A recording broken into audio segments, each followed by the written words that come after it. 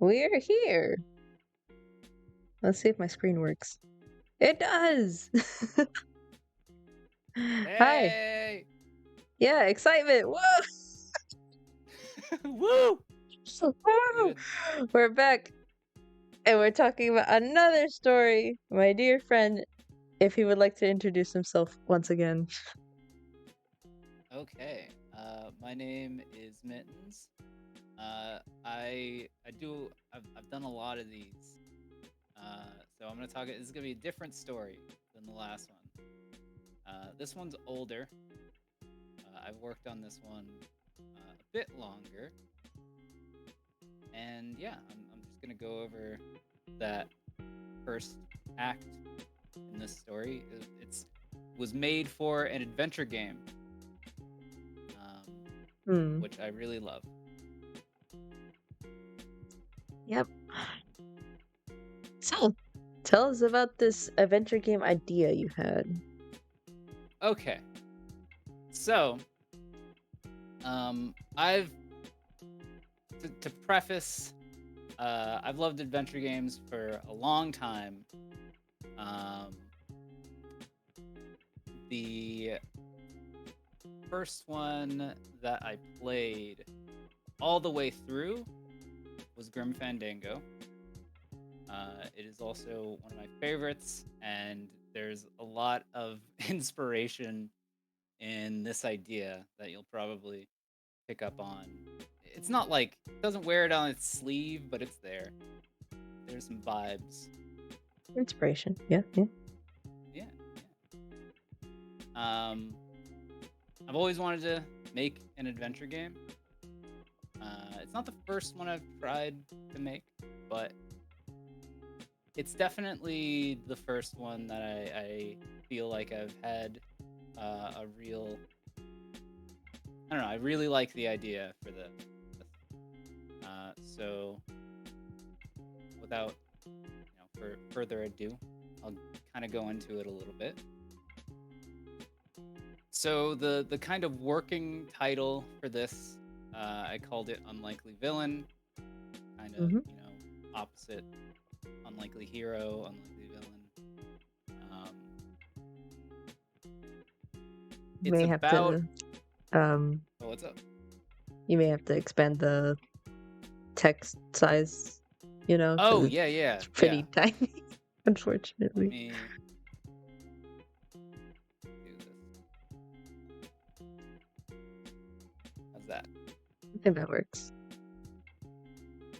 Okay, so basically, again, like my previous idea, it is generic kind of medieval fantasy.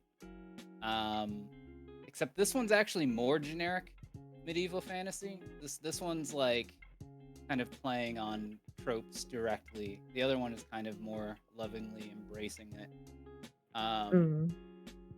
this is kind of about these medieval villains decide, they get together and they decide, well, instead of trying to, take over the world or get, powerful, you know, ancient arcane knowledge, let's just try to steal the priceless artifacts that like heroes bring with them, the like priceless swords and rings and whatever, and then let's sell those, and make our own society. That's kind of the idea. And so they end up establishing this economy based on heroic artifacts that they steal. So instead of trying to like kill and take over these towns and murder all these people, they're just like, no, we're just gonna like take this sword and then flip it. Um, Mm. and it ends up being very lucrative for this subsection of uh, villains, for lack of a better term. Uh, and they make their own city, their own society, their own culture. Uh, and yeah, it's all going great until there kind of stops being heroes. And so with their driving economic force like dwindling, town's kind of falling on hard times, and nothing else that they're able to kind of diversify in, trinkets and any kind of trade skills are able to really match selling these priceless heroic artifacts. So they're kind of desperate. They have this board meeting, where they basically say like, okay, first one come up with an idea, doesn't get executed. And Yep, this threatening. yeah. That's how you get things done. Yeah, there it is. And this, giant spider has an idea. She devises this plan where they seed a prophecy. So to get ancient heroic artifacts, you have to be a hero, and you have to convince a village elder to lead you to them. And in order to do that, you have to have a prophecy. It's got to be legit, And so this giant spider's idea is to like seed a prophecy, plant their own fake hero, and get these artifacts at the source. The only problem with that is in a society built around villains, even pretending to be a hero is kind of, no one would really like that. It's essentially putting a target on your back. 1, 2, you're a faker. Yeah. So they need to find someone that is desperate enough to go against their villainous morals, and pretend to be a hero. And here we have our main character. Yeah. Main character, her name is Deirdre McCobb. May I show the picture? Yeah. Right. There we go. I just love the little face thing. So, Deirdre is, a witch, very decisively so. Studied to be a witch, but with this kind of society growing and changing so fast, by the time she got out of, witch school, all the things she learned kind of doesn't really apply anymore. And so she's kind of found herself out of college, not really able to find employment, and just kind of, looking around and, living that life. I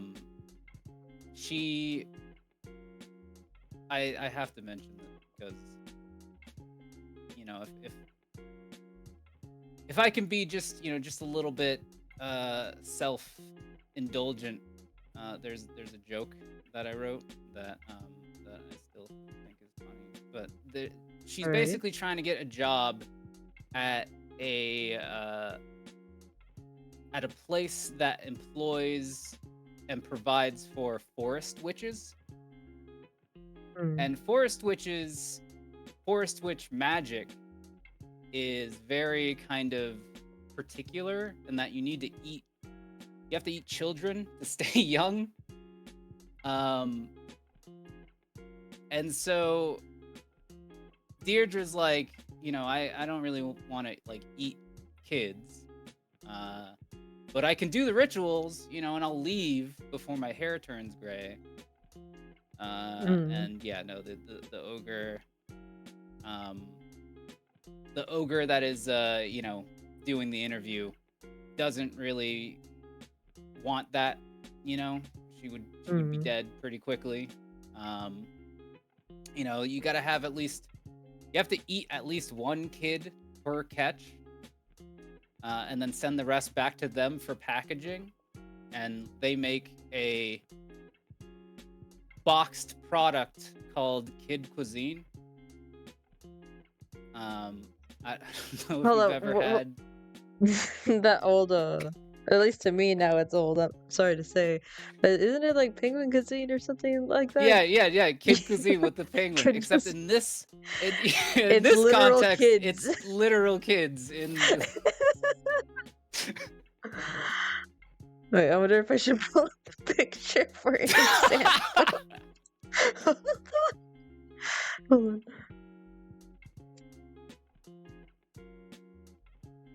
Oh So my yeah, god. Deirdre's human, which is why she doesn't really want to eat other human.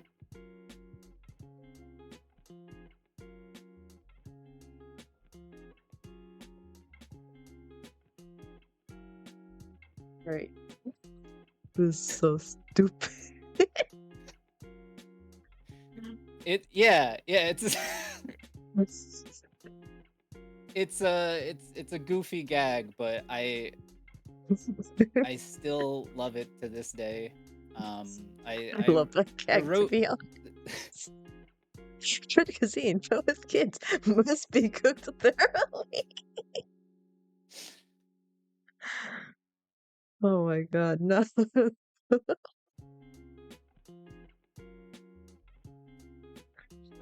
Keep frozen. Anyway, back to her. So yeah, she's desperate for a job, but she's Not just that finding desperate. herself not that desperate, to eat literal human flesh. Mm, But based. desperate enough to be like, okay, I won't eat the kids, but I'll be there, for a little bit until I'm in 40. Mm. Use as much Forest Witch magic that bring me up just to have a job for the summer, right? Mm. But yeah, and they don't really want that. They want to, the thing about the Forest Witch stuff, it does have to be a human going into lore to be a Forest Witch. Humans, well, very what's the word? Very basically the impression that other creatures and beings have of humans is that they're the only ones vain enough to use this magic that drains your life and then consume their own kind to stay young. Mm. Technically, other forms could use it, but it is kind of a societal prejudice. Just a little bit. Mm. A little bit. But yeah. So after applying to these places and being rejected time and time again, she's just like, fuck it. I'm gonna start my own company, doing my own stuff. Screw everything. I'm gonna do this. And one of the things that she is passionate about and that she really likes doing is making potions. So she decides, that's what I'm gonna do. I'm gonna brew something new, something awesome, something special that'll pull in people. Find some kind of hole in the market to fill. And she does that. She conceptualizes something, makes something that's partially functional, and with the help of one of her friends, she's able to kind of get her way into this club, right? Where there are elites, and the idea is that if she can get in there and pitch them this service, this kind of this thing,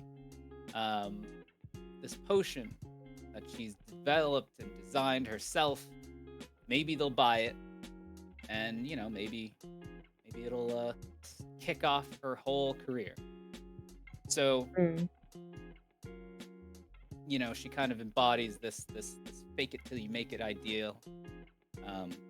schmoozes her way through, gets into the VIP room. She's leading up to, getting ready to present her idea in front of these very elite individuals. And that's when what she views as a curse begins to kind of pull at her. So Deirdre has a common issue in her life that, when she feels like whenever she gets on the precipice of something great, she gets pulled out of it.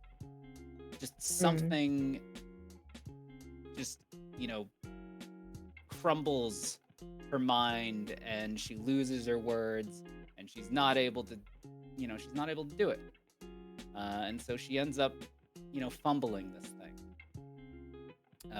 She calls it the witch's curse, right? But it's not. It's more of an individual thing.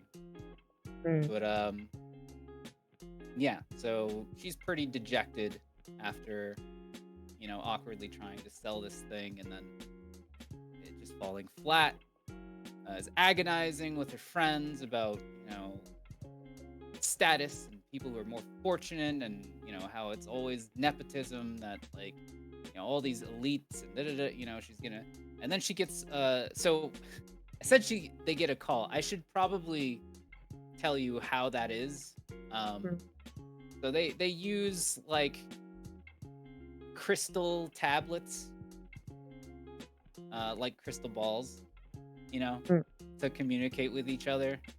It's very, medieval modern of them.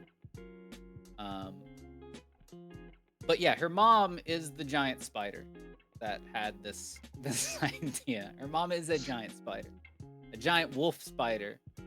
Didn't you share with me a picture? I did, yeah. Yeah. There we go.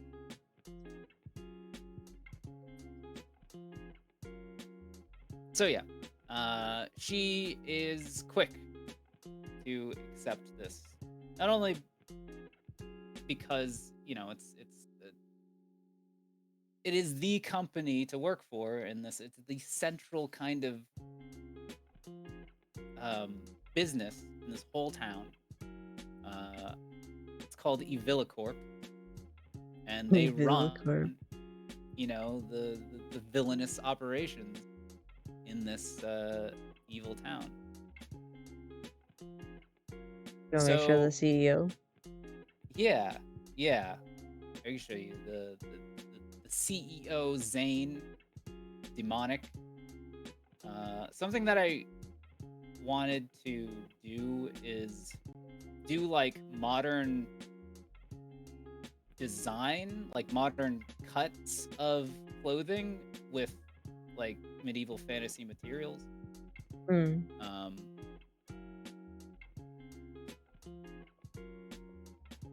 That was kind of the idea with the various characters and stuff. So she's going to this interview. Her mom, Aisha, this giant spider, trying to prepare her because she's going to interview with Zane. It's very hush-hush because obviously they have to keep it on the down low. They can't let out that they're trying to make a fake hero. So, Zane obviously just like fired a bunch of people on the board and like, killed them. So he's just like throwing their belongings out of the window on the top floor.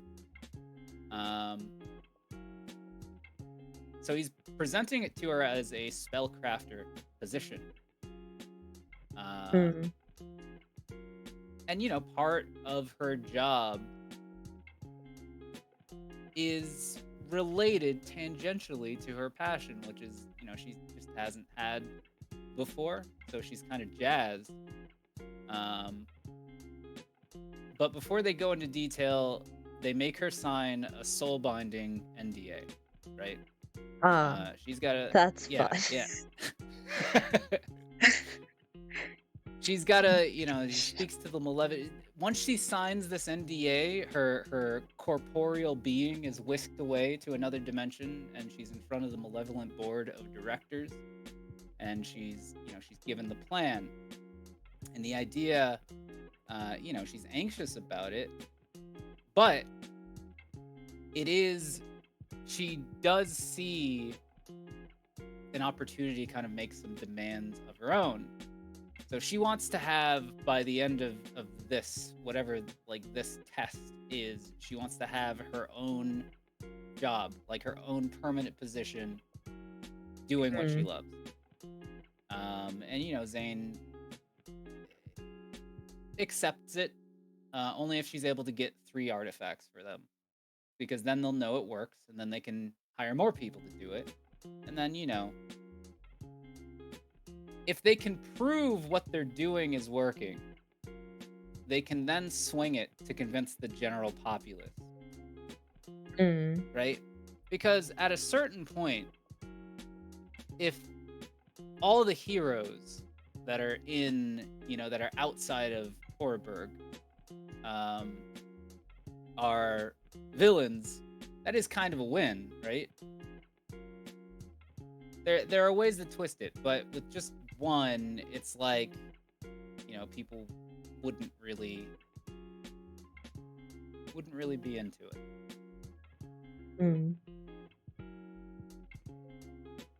So yeah, that's kind of the plan. If she can get 3 heroic artifacts by pretending to be a hero, she can step down, they can start expanding the operation, she can have her own permanent position, and yeah, everything's golden. So she celebrates with her mom, and she's starting a new job, and this is kind of where working with your mom or your dad, this is where it kind of clashes, because her mom starts having like different ideas for what she should do, and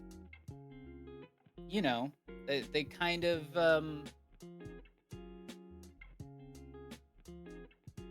Deirdre wants to approach this as her own job, but her mom is kind of like being like, no, this is really like the best thing for you. This is the even though it's gonna be Deirdre who's gonna be out there, so she kind of makes that clear to her, that like, hey, like, I'm doing this.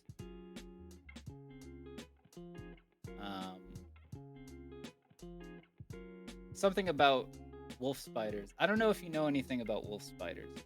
I don't. They're the best spider moms. Aww. They carry their babies on their backs. They help them drink water. With so many spiders that will like literally eat their kids. Wolf spiders, I don't know if they do or not, but they are at least accommodating to their children.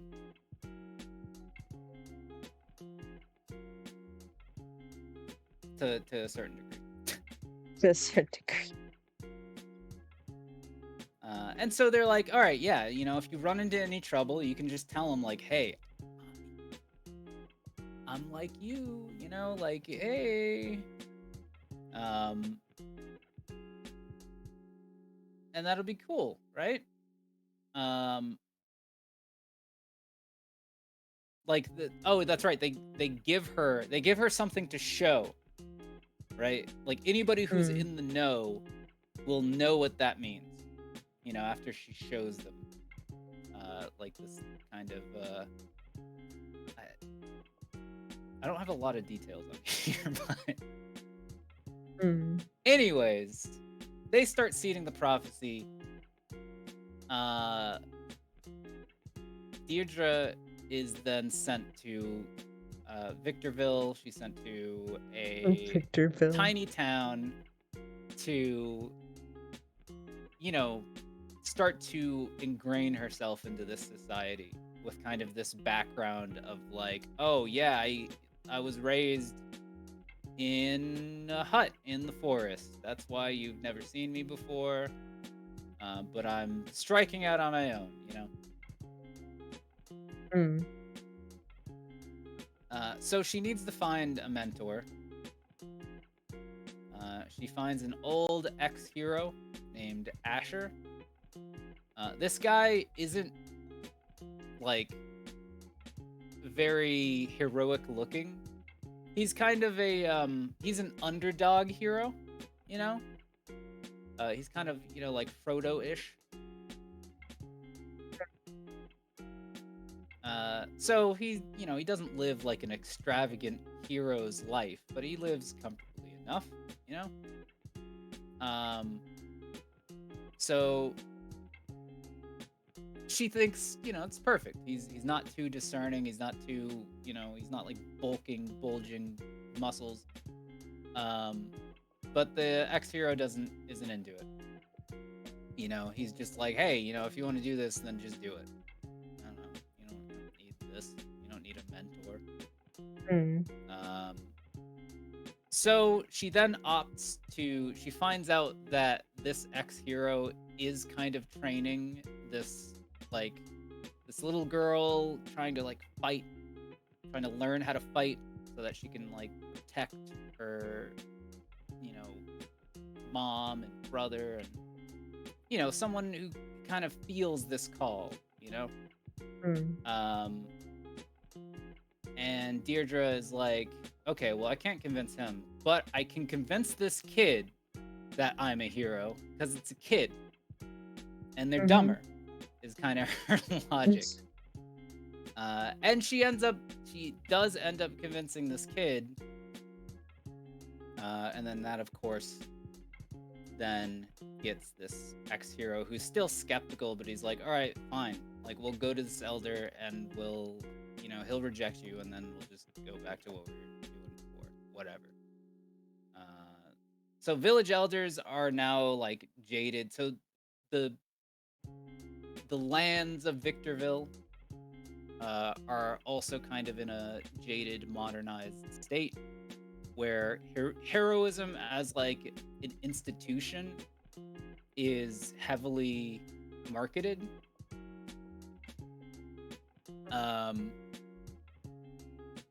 So the village elders are kind of just jaded now because everybody's bringing their kid to elders and being like, he's a hero. They're a hero. Give them artifacts, Mm. But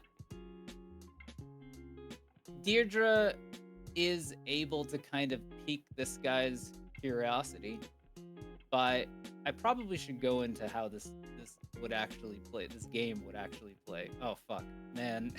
I probably should have started with that. All right. I'm gonna continue. I'm gonna finish this out, and then I'll talk about that. Yeah. So she's able to premise. Yeah. Yeah, basic premise. She's able to pique his curiosity by performing a heroic act.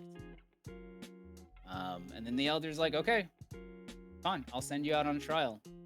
And if you can do this trial and get this artifact from this place, then I'll know you're the real deal. So this trial is this kind of this giant kind of multi-headed ogre that's just kind of like there's a city, there's a not a city, there's a village that's just kind of living in the walls of this giant ogre's hut, and the ogre is just basically farming them. So Deirdre's trial is to, free these villagers from this giant ogre, and the ogre has one of these kind of heroic artifacts just in his hoard of treasure. He's got piles of dead people who took it upon themselves to try and kill this ogre. They fucked around and they found out. Yeah, they fucked around and they found out. So Deirdre, this ex-hero mentor, and this kid. So that's the ex-hero's name is Asher. The kid's name is Kieran. Mm. They kind of, they're a team. But things kind of don't end up going super well, and they end up getting trapped. So she can kind of she kind of starts to relate to the kid. One of the things that they do in Victorville, I should say, is instead of having like duels or like jousts, their primary form of entertainment these days is like chalice stacking, like cup stacking, but with like chalices. That's what the new kids are into, yeah.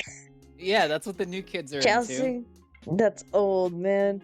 What we're into now, cup stacking. Yeah. You know there's I'm actual gonna tournaments for that, right? Oh yeah, no, I know. And as a Mhm. kid, I thought it was really lame. I thought you I were mean, gonna as an say they looked adult, cool. I thought it was impressive how fast people were able to do it, but Mhm. I had this feeling of like yeah, that's nice. Good for you. Like even as a kid, and it's like fucked up because it's like you know, people are competing. This is a feat of human achievement. Mhm. But it's one of those things where on its face, it's just like, okay, well, but compared to like jousting, compared to like for a fantasy thing.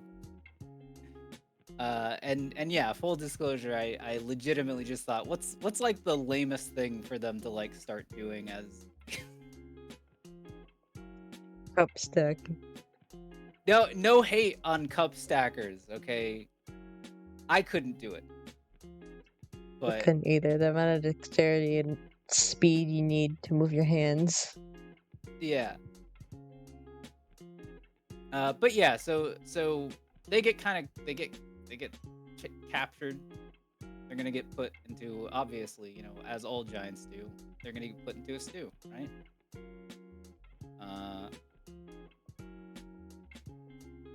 Deirdre starts to kind of relate to this kid because the kid's like, like I don't think this like hero thing or being heroic or being, a fighter, like it's not working out. I think I'm gonna do cup stacking, And she's obviously like kind of bummed, and Deirdre is like, man, like this kid's like giving up on this thing that they're passionate about, and that sucks. Like feeling like this thing that you wanted to spend your life doing, you're not quite up to par. Mm. So she kind of relates in that way, and she decides to use her knowledge as a witch, kind of help them out of this predicament. Mm. This ogre can kind of, the kind of thing that I wrote up here. This ogre can kind of like smell what Deirdre is. She does. So this kind of introduces the idea that like it's not every evil creature that is in this town in Horrorburg. There are some that oppose it. There are some that like there's a wide spectrum of things, of beliefs towards Horrorburg and what it stands for. But this beast in particular doesn't really like it, and he thinks that they're all cowards and that he's just gonna eat them anyways. He doesn't give a shit. So yeah, Deirdre then has to kind of use her quick thinking and ability to brew potions to try and get them out. And she's able to do that, And yeah, she has this kind of moment, right? Where they formulate a plan.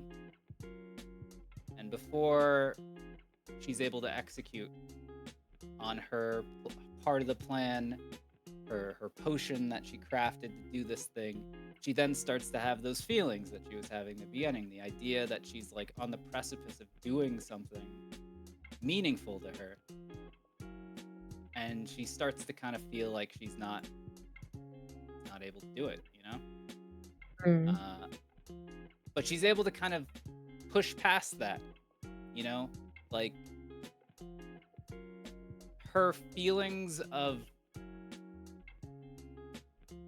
the kind of camaraderie that she felt with this kid, this like brief moment of like, you know, settling away from your dream. It kind of pushes her past this kind of this anxiety that she is feeling. And yeah, they're able to best this ogre. And Deirdre has a genuine heroic moment. Yeah. So And that's all you that's have written the first down. act. Yeah, that is this isn't everything, but I wrote this up for this stream. Just like a quick, you know, Rundown. rundown to hit the points.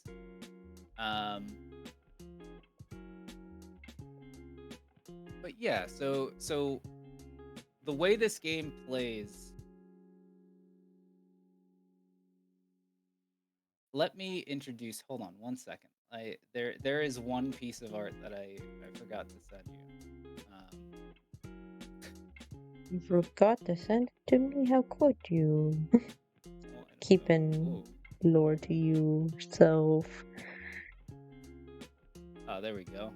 Okay, so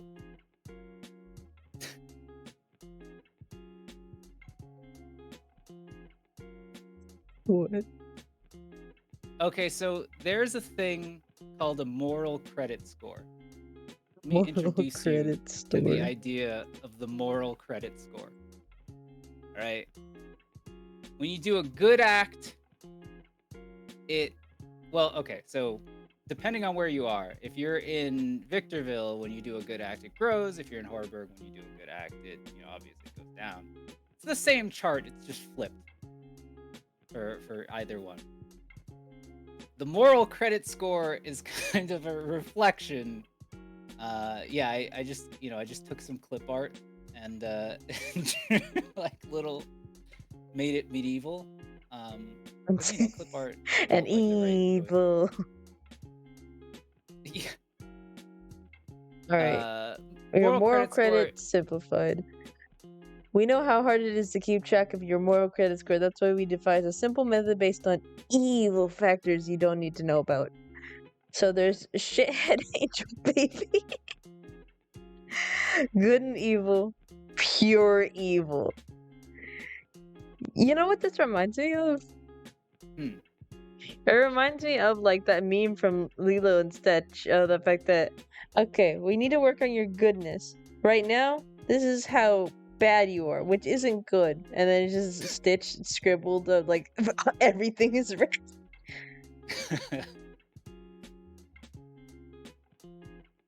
But this is converted to credit. Yeah. The moral credit score is just a reflection of morality. In the game, gameplay wise, you're trying to stay in the middle, right? Because you can't be too good, you can't be too evil. Otherwise, one side of society is gonna find out, or the other side's gonna find out. So you've got to stay kind of near the middle. You can't. And the way that you do this is both through dialogue and through puzzles. So, like an adventure game, there are puzzles, but each puzzle has two different ways to solve it, and the ingredients of the puzzle would be color coded. Like, you'd be able to tell what parts would be for good and what parts would be for evil. I mean, it would be up to you to find out like how you'd be able to do something evil, or how you'd be able to do something like solving the puzzle. But part of balancing it out is kind of making that choice for different puzzles. Like, okay, well, I'm a little too evil. I need to solve this one, good, or I need to solve this one evil because I'm a little too good right now. And that's kind of the basic idea that kind of like carries throughout the game. It's kind of one of the things that would differentiate it just a little bit. It's not anything entirely new, but it's just it's a way to kind of have like a little bit of a metagame there. But yeah, that's the evil credit score that you're trying about. I also like the term evil credit score. Your moral credit score. Yeah, your moral credit score. Yeah. If anything, I can imagine like multiple endings, of like anti-hero or villain or hero and villain. Yeah. Or so like the mysterious fifth option of the fucker who won't get off the fence. Well, that's the thing. Is like that's the goal for most of the game is you want to try and stay in the middle. Part of the reason why or part of what inspired me to do it is because of how arbitrary morality is in games. So I felt like this was a good way to kind of like poke fun at that by introducing something arbitrary like a credit score, and then being like, this is defining your morality, but like as a player, you're just playing the system. Like it's not. Yeah. I think that would be fun. Like one day you're helping a grandma across the street, and the next day you just push a kid in a puddle. Like, yeah, it's like, because with the dialogue you can't be too sure. Like you can see what you're gonna say before you say it, or see what you're gonna do before you do it. But sometimes you just you might run into something where you're like, yeah, but I really do want to be like a dick to this person, like this person sucks, they have it coming, I don't care about my moral credit score, I'm just gonna do it. Yeah. But then you gotta make up for it in the next puzzle. Yeah. That does sound really cool. Bro, when is it coming out? I want to play now. Tomorrow. No. This one I need to make a more comprehensive, like I want to kind of make some finalized versions of some of the like concepts and backgrounds that I've made, and then I want to actually like pitch this to people. And may I show? Yeah. The stuff you sent me, I mean. Yeah. Alright. This is the farmer's market that you sent me. Look at it. Look at it. Look. Look at it. Very simplistic. I like it. And I can't zoom in. At least properly. There she is. She was going to have a broom, but then I decided against it. And now there's like a joke about that. What do you mean? So somebody who is not as familiar with witches, is like, hey, how are you gonna get there? Do you have a broom? And then she's just like, no, like how would you ride a broom? Like that would be the most uncomfortable thing. Like really, your whole body weight suspended on this fucking thing. On a stick. Yeah. So yeah. It's funny. I actually have a running gag with one of my witch characters too. I can do all these amazing things. Has sat down and learned many things over the many years. One thing she can't do: ride a fucking broom. And she's like, no, it's stupid. Why would I need to ride a broom? In reality, she's just embarrassed because she hasn't been able to learn it for years. It's like the one thing she can't learn. Stupid bro. Alright. Anything else you would like to add about this picture? No, that's about it. This one I made very good. I did run this kind of first act as like a little choose your own adventure once. That's what this is from. I drew this like very, very quick. It's very good. The Even though choose it's your own monochromatic, adventure but went in crazy directions. Deirdre ended up with face paint.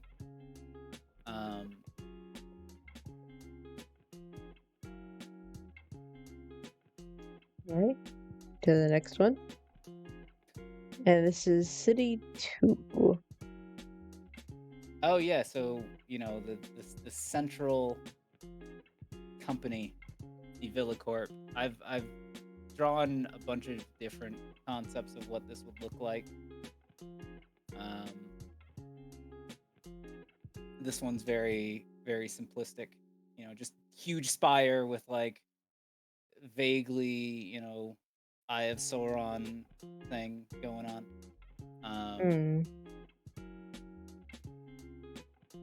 But yeah, that's about that. There's a tiny little young Deirdre there in the center. So, question: should it be Evil Corp or should it be like a faction? Since this is placed in medieval times, because I think a corporation's more of a modern term. Yeah, corporation is a modern term. That's definitely one of those things where I kind of just think it's like funny to like make it this like very corporate sounding name.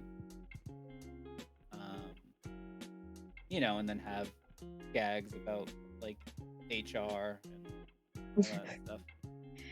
Alright, because I was gonna toss the idea it's the evil faction, but Corp is also good. I'm just tossing that out there as a possibility. Gotcha. Yeah. Right. I mean, all this stuff I still am kind of playing around with when it comes to names. So. Yeah. Right. Deirdre's true. Yeah, she lives over her mom's house.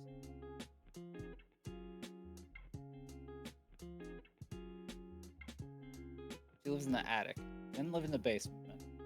Step above that. Maybe it's just me because I'm also an artist, but I'm just taking a look at the perspective, you know? Oh yeah. So one of the things one of the things I like about adventure game backgrounds is that you can use warped perspective to kind of make it look right with like a character moving around. And I also just really like warped perspective. Good stuff. Yeah. I'm just not sure if they're like if the symmetry with going on each side is about equal. I don't know. I feel like this side is a little bit slanted. That's why I'm like perspective. No. It feels a little off to me. It's probably a little off. Yeah, the corner here feels a little sharper, but I digress. I'm sorry, just like I had a critique. It's still good though. I still love the drawing. What's this though? Is this like supposed to be like a crystal ball? Yeah. Why is it on the ground? You know. Just is. It just is. Doesn't have a proper place yet. No. Nope.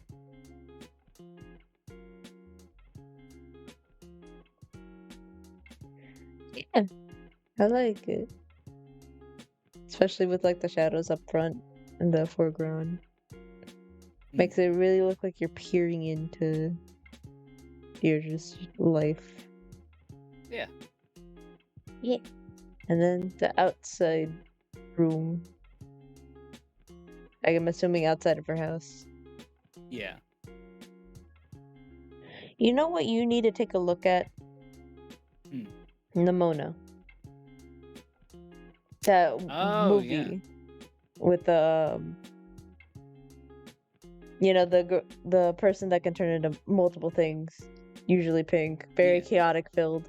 I strongly recommend you looking into that because the world building that they have there is also I've medieval based, but progression into modern. I've seen them. You have seen it. I have. Then use it. I liked Use the it. Use it. inspiration. Take it. Use it. Take it. Because I feel like it would also help build up the world a bit more, especially with the scenery they got going on there. Because I definitely thought about some things. And I feel like that can help a lot with just the world building in general. Because that's what this reminds me of. Mostly with the tower in the back and then the medieval houses and all that, and how populated the area seems just by this one picture. You Yeah. know? Yeah, like the idea of their city is like if you just had medieval materials, but you're like desperately trying to be modern. So it's Mm. not the most practical build. Like they built, like look at the fire escape. It's got it. It's like just propped up on stilts. It's just yeah. It's Mm. it's not the most practical way to build super high buildings. Um, with Yeah, not only that, everything's still having like wood structure beams. yeah. We all know in Rimworld how those can quickly catch on fire. Uh,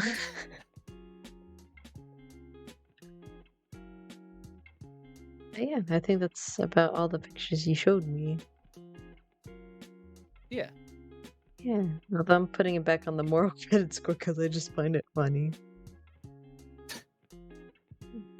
Shithead angel baby. Like, I wonder which side wrote this.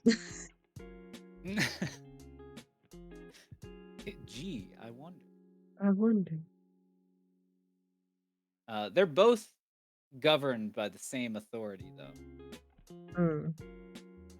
Oh yeah, because they've turned so big and expansive that, kinda have control over everything at this point. Oh, there's the face paint they sent me. I didn't see that until now. Yeah, they had decisions. So, when I say I like ran it as a choose your own adventure, it's just like asking a group of people, typically just anonymous people on the internet, like, hey, what do I do next? What do you do? This is who you are. What do you do next? Hmm. So as a part of her business that she made, the direction went into like marketing it. And it's like, what do you want your image to be? Hmm. Image is very important for a business. They chose like a mixture of like A and C because they, I mean, the C costume, iconic. Yeah. Yeah, I could see where Okay. that went in the final design. Yeah.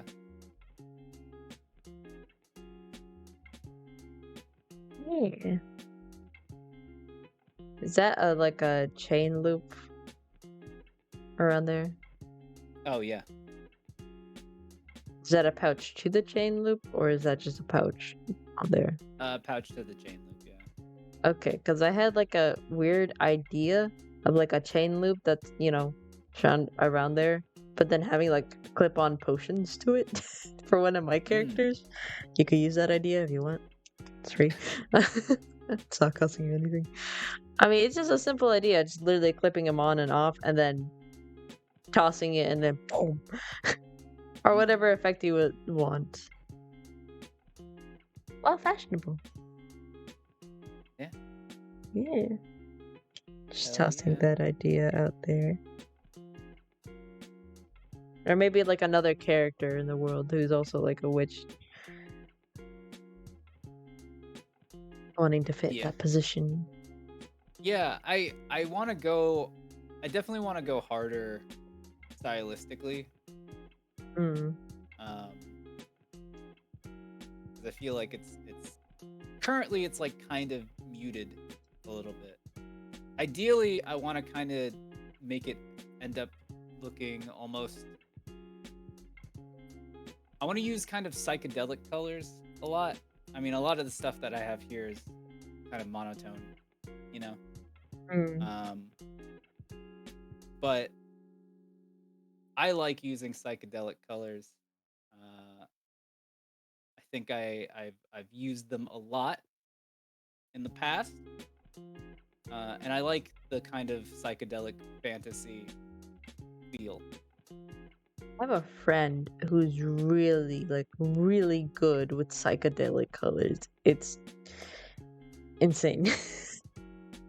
I'll probably direct you to him after stream, but this is actually someone I personally know, so like holy crap. And this is stuff like he draws on his phone with his finger or something with a pen that he got from what I remember. Let me see if I can. Yep.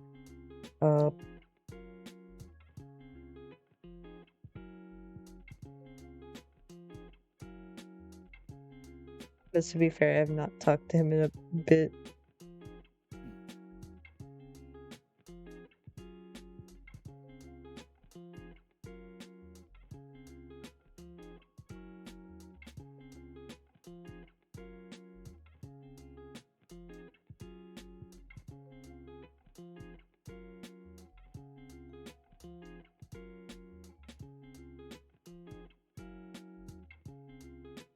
There, I think I shared it to you.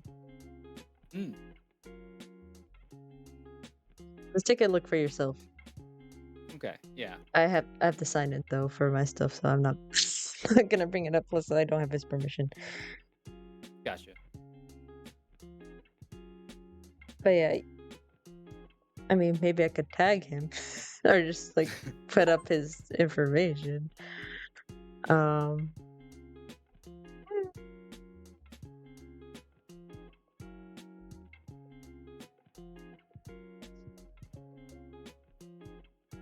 Oh my god.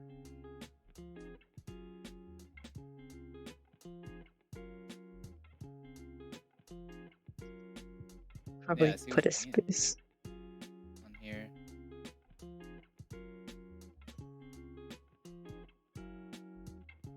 This reminds me. Check him out on Instagram. I have a friend that draws like this too. I also haven't talked to them in a long time. Yeah, he primarily draws Danganronpa art. I think recently he's been getting more into Splatoon. So that's cool to see whenever he posts that. So yeah. Cool. I dig it. Yeah. Just the way of how he fits everything into the like screen of everything taking up space. There's like almost no negative space, which I find fun of just looking around the screen, you know, it's like what's there. You know, similarly to like Find Waldo. I don't think he'd appreciate me comparing his art to Find Waldo though. But it's like looking around for everything. It's like what little details he put in, etc. You know? Yeah. Yes. If you wanted to see what I'm talking about, go check him out on Instagram. Anyway. Back to this gal, I guess. The psychedelic colors. That is the plan. Yeah. I just like the kind of like almost like how they used to stylize fantasy stuff in like the 80s, you know? like very vibrant colors, but also Mm. very like, you know. Do you have any examples I could pull up? Let's see. I'm gonna have to show you specific examples because I have one inspiration that. Oh my gosh. Go ahead.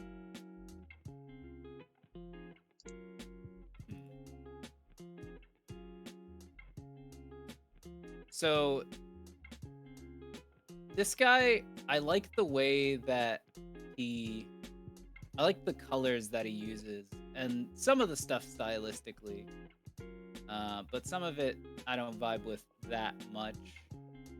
There's an artist named Ralph Bakshi. I he draws some provocative stuff, so I wouldn't look him up I'm on not putting stream. him on. I'm not putting Yeah, him do on not screen. look him up on stream. But he did me.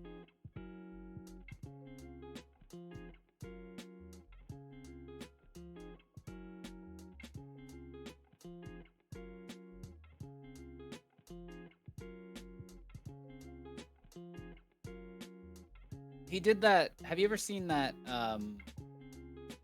that like that old animated Hobbit thing? Like, have you ever seen that around? Kinda... I don't think so.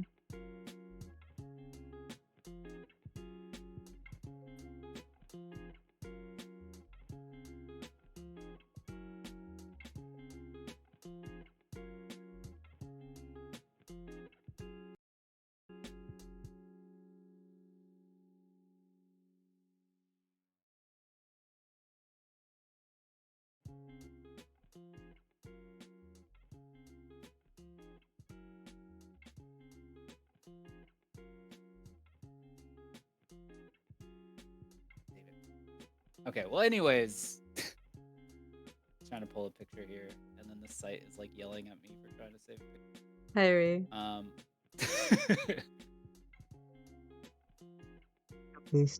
He uses a lot of very I love the colors that he uses. To put it simply, a lot of very vibrant looking colors. I feel like a lot of fantasy these days can be kind of muted. So I mean, would like to make it kind of. like. I mean, I wish y'all good night. I'll catch up on the VOD tomorrow night, y'all. Alright. Night, Ray. Good of you just to come in to say good night. Good night. I mean, like, it makes sense, especially because if you think about it, like Lord of the Rings or Hobbit, like when they showed off the films for that, it was very kind of like muted, you know? Yeah. But it made sense because it was all in a nature setting. And what does nature have? Unfortunately, mute colors. The only other color that they have to use is like green and browns. Otherwise, it's just kind of like, you know, grays and all of such. Because that's realistically what kind of materials they had in time. And that's what they usually had in ancient times as well. Not really vibrancy and colors. And if you had any color, then that means you kind of had money. Right. But here in your setting, you actually have a reason because economy kind of went up. So you have more of an excuse to make it more stylistic because it's a bit more progressed. Yeah. You know?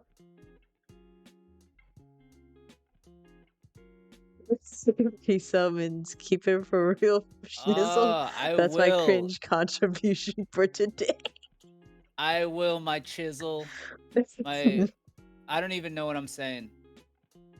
I don't think he knows either. Keep it for real for Schnizzle. There's like a snippet.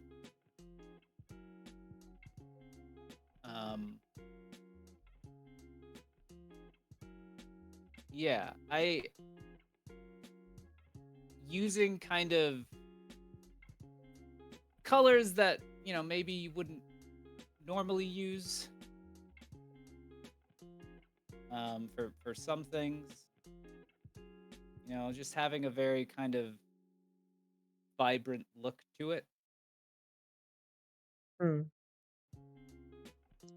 I would be careful with the use of magenta, because you remember what I said in character about magenta, right? Oh, it's a made up color. It's literally a made up color used from like computer generated things. I think, at least last time I checked and what I remember, at least what I was told and looked up. But yeah, our eye is just confused when looking at magenta on the screen, so it just kind of like makes up the color magenta, and you cannot find that color authentically within nature. That's why, like, no matter what, if you try to sit down and like color mix, like with all pigments of like actual paint, say for example acrylic, you cannot get magenta, I don't think. Right. Like, you have to buy that color, then make it. Believe me, I tried. Same with cyan. Because you'll never get the same vibrancy as the color. Yeah. Crazy. That's crazy. They lied to me.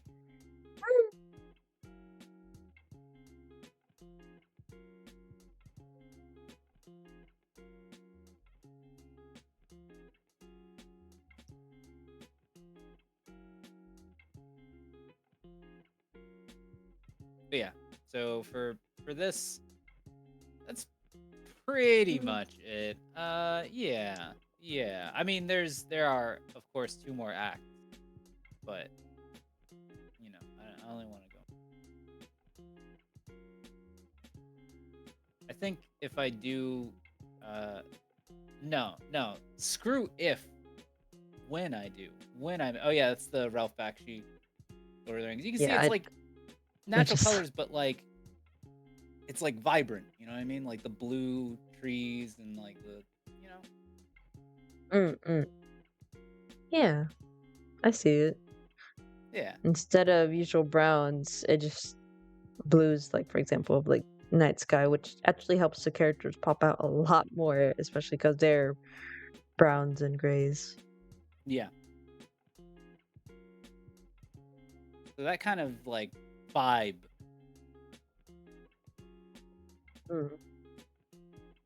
That would be ideal. I'd be into that. I mean, not specifically this, but this kind of thing, That reminds me of a show called Smiling Friends. Have you seen that? Oh yeah. Yeah. Okay, I don't even need to look it up. That's where they got that from. This Yeah. animation.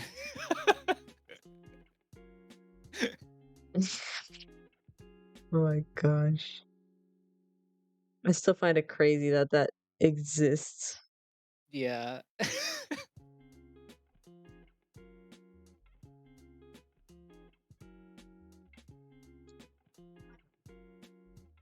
Alright, let me see if I can look up any picture examples.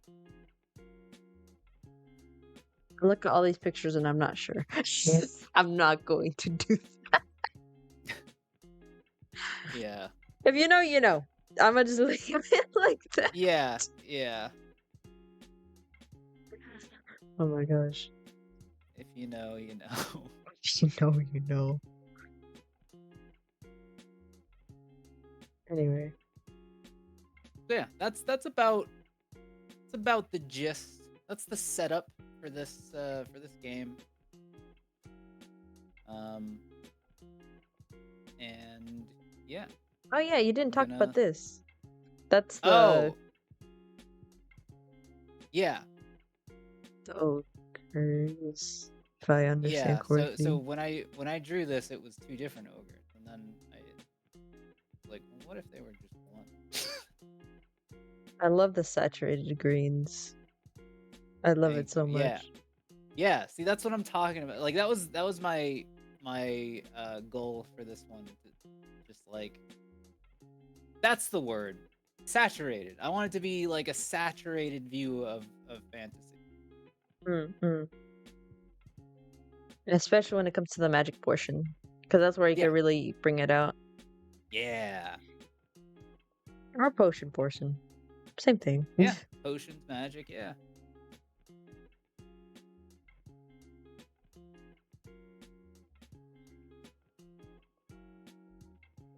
So here's the next question. Do you need help coming up with things? Storyline, side quests. I well, not really ideas off the top of my head, but I could try. You know, I do actually. I do actually need help coming up with things. All right. And you are good at coming up with things. So yeah. I'd say I'm decent. Oh my gosh. All right. So, basically, the dreaded first heroic act Oh yeah. that she does. Yeah, so part of the reason why it's difficult for me to be like very decisive as to what that is because it's very possible that there will be two ways to resolve this puzzle. Both of them would be heroic. It's just one would be like anti-heroic. Anti-heroic? Yeah. I mean, could use the kid as bait.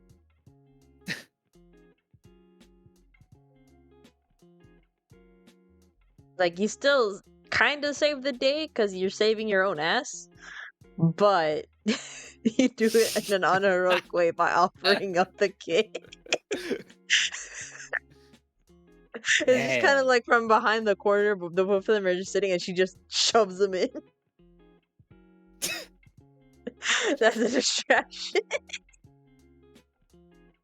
Therefore, she still looks quote unquote heroic because she saved them still. But she kind of also endangered someone.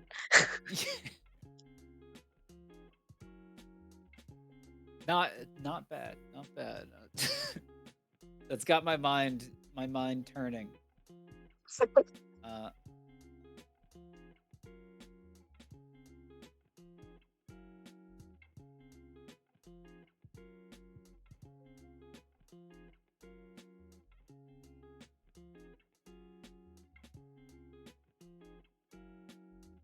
I think I'm gonna use. Probably gonna end up using like Twine to script this out. Twine? Like, beat by beat, yeah. Well, do you want to write it down right now? Yeah. Yeah. Alright, because I can't edit this document you sent me. Oh shit. let me enable that. Because I'm just sitting here going like, okay, I'm waiting. Okay.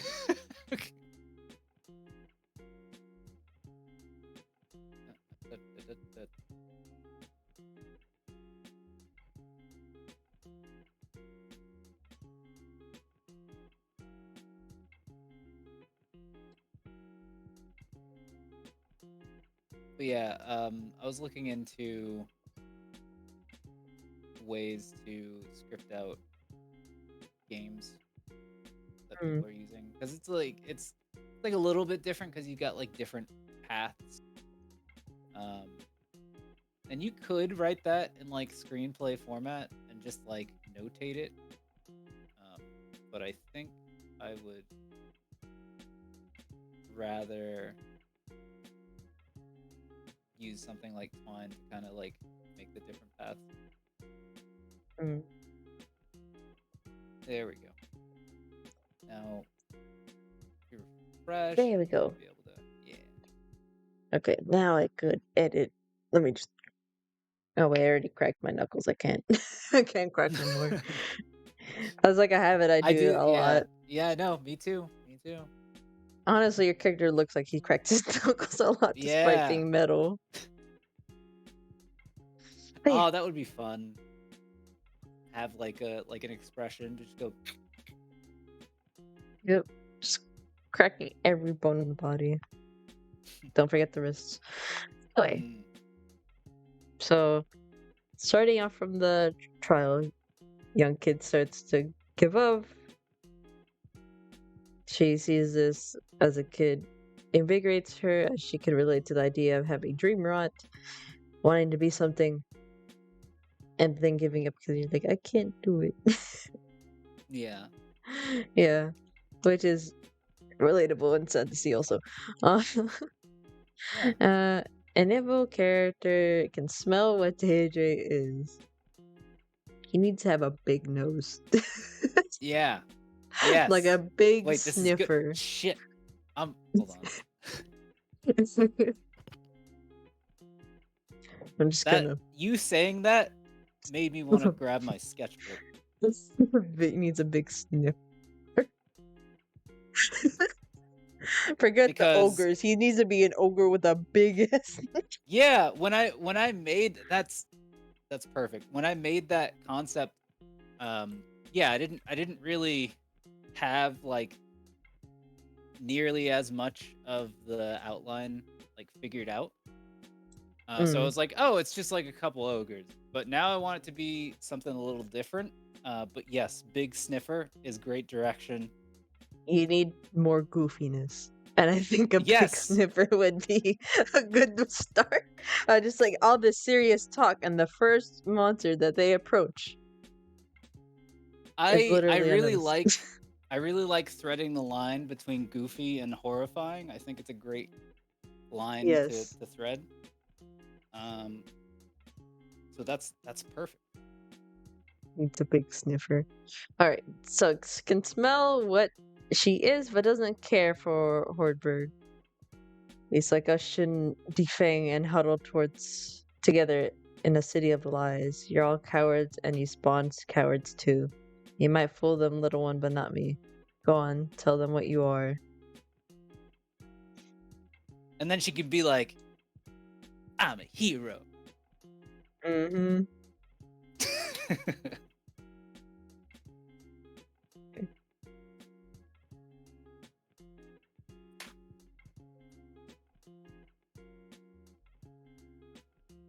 Oh, this is formatted so weirdly. Yeah, it is. It's not because I pasted it from Celtex, and it got all weird. Right. So like, I guess like option 1. I guess like explain, like talk.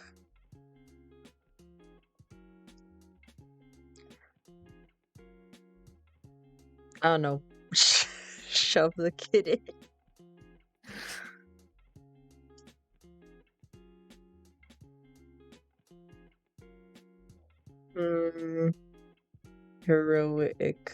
Heroically inspired the kid. They can be like the heroic resolution would like scare the ogre away, you know? Like that way the like village of people that are like living in fear, they're now safe and the day is saved and you get the artifact. That's like the ultimate heroic. I guess the evil one would be like, yeah, let's like use the kid as bait and then I don't know, kill him. Maybe leave him for dead. Maybe. Yeah. Maybe like instead of like 1 point for leaving the kid, it'd be like 2 points if the kid dies for evil. So you can get double the points to do this equally, just well, not equally, but just morally fucked thing.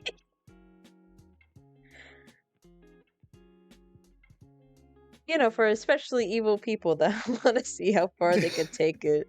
The genocide run, right? The genocide run.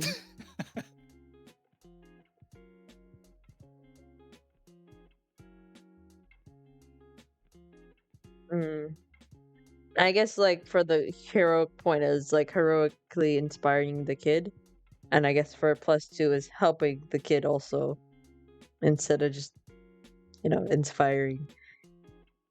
Yeah. I hate to put bonus let kid.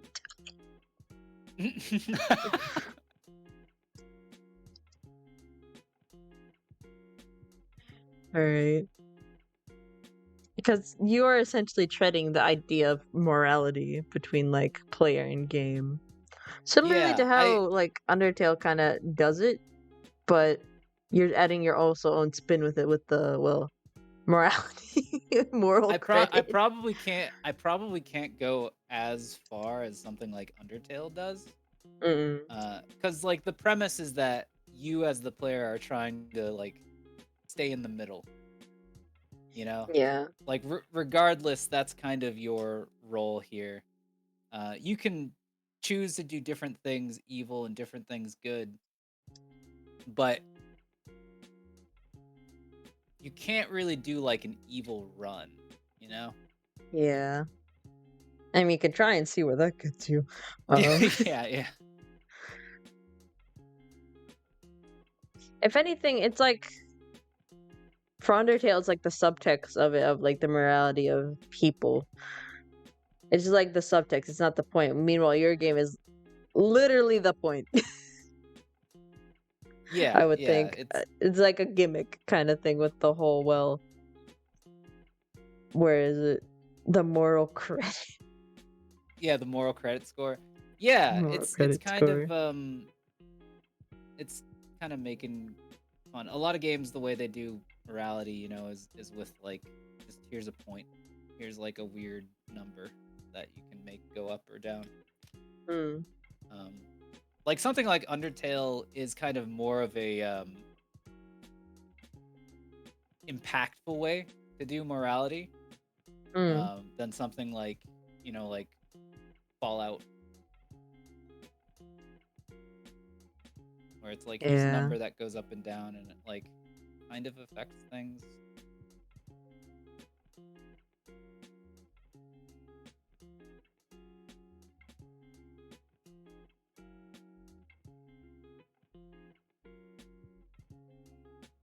I think Yeah. that tree with the face is like an inspiration. Mm. That's going in the inspo folder.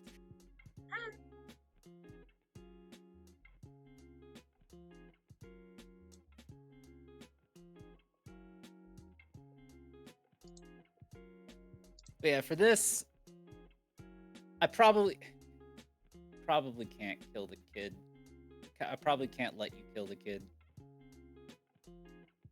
I mean, it doesn't say that he does. It's just leaving him to essentially die. But Leaving then him to die. say he Oh, lives. okay. Okay, and then like later, you just be like, "Oh yeah, totally. I intended that that he was gonna be okay. I totally Mm-hmm. knew he was gonna be fine." Yeah, so he's still there.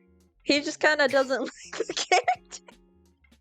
He doesn't like the player anymore. So like, yeah, Or the player makes a decision to be like acceptable loss.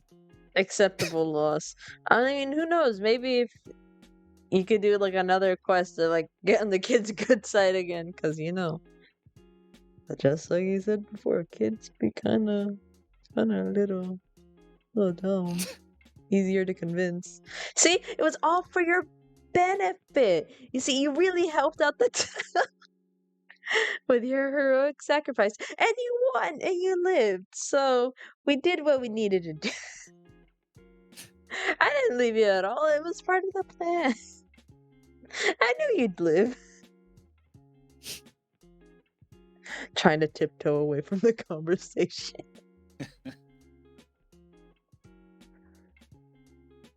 For the good of the town. Yeah. Ah, jeez.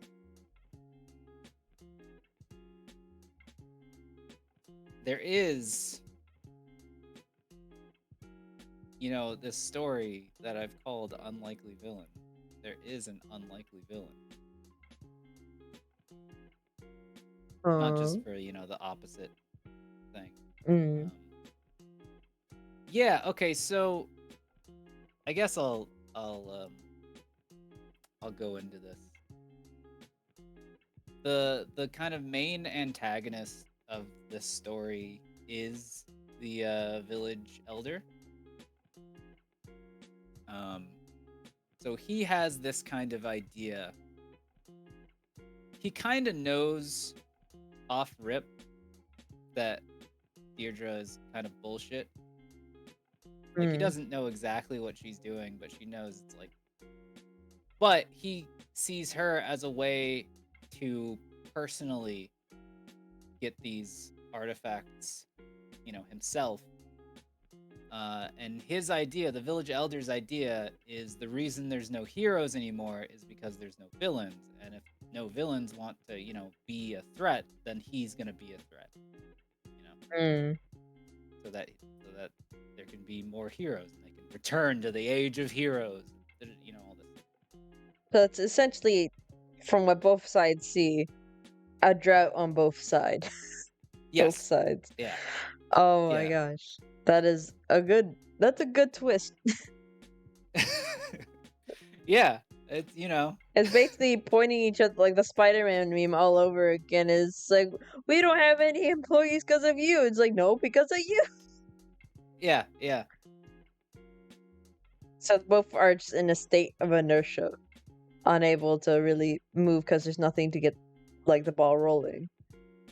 And it isn't because of the main character here that actually starts to get the ball rolling, which starts things up again.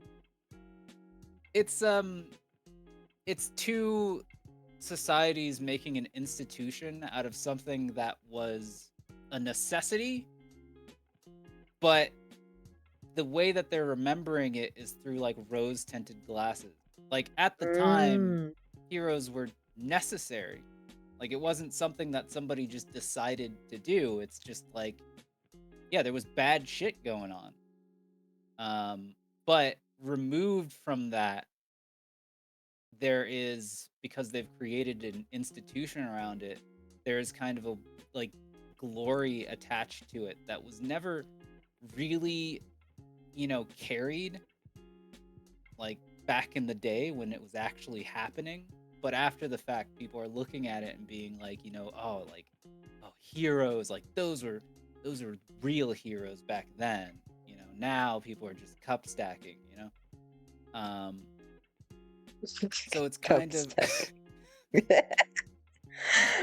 Wait, are you saying there's a generational problem? I am saying there's a generational problem. Oh, yes. No. That's what I'm saying. We're circling back. Yeah, oh, it's no. both of these societies and the institutions that they choose to prop up are kind of ultimately a detriment to glorify to the extent that they do, because the reality of it is they're living in peacetime. Like from the get-go. Like, there's like, villains don't need to like work under overlords to like, get whipped into building dungeons and shit. Well, I mean, there's probably still whipping going on. They're villains, but they don't have to. Like, they have a little bit more agency. They have much more agency than they used to before, at least for these villains here. It's just the way that they've attached themselves to this isn't sustainable. And the way that it kind of opposes their ideals creates this almost natural disassociation from, I don't know, their life. This reminds me. Have you watched Venture Bros? I have. I love Venture Bros. Good. Good. You're in the right. You're in the right inspiration corners. Good. Because I Hell was about to yeah. say, this kind of reminds me a little bit. Oh yeah, that is definitely an inspiration. Inspiration for sure. Yeah.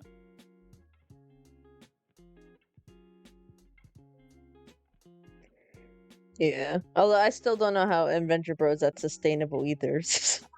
I don't.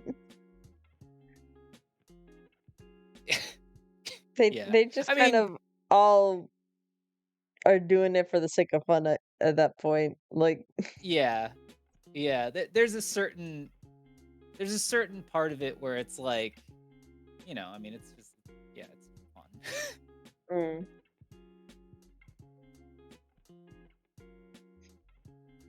But yeah. So, point is, there is a generational problem of this old guy not letting anyone properly, I guess, not fostering anyone and just kind of contributing to the problem. Well, Essentially, is yeah, I what mean, I'm getting here. it's being so far removed, and glorifying what came before so much that your idea of bringing that back is causing atrocities. You know? Mm. Um, and I feel like coming into that mindset, like you having this kind of like thinking about these older institutions and like really kind of putting them on a pedestal, um, kind of makes you lose your mind a little bit. I don't know, Mm. because yeah, you do live in a different time.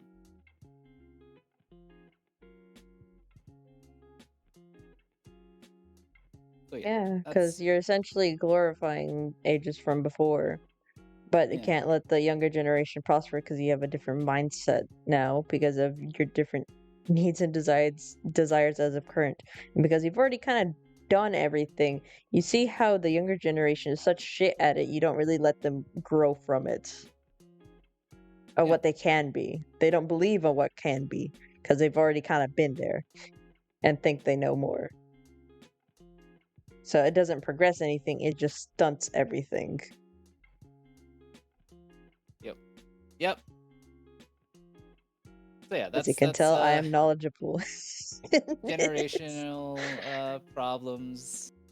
Mm-hmm. Totally. Definitely. It's not the main premise of it, but it's definitely a factor that goes into this, I believe, Yeah. right? Yeah. Like definitely. When it comes to the main conflict of the story, it Mm. definitely goes into that. Um, you know how they view, or how much kind of, oh man,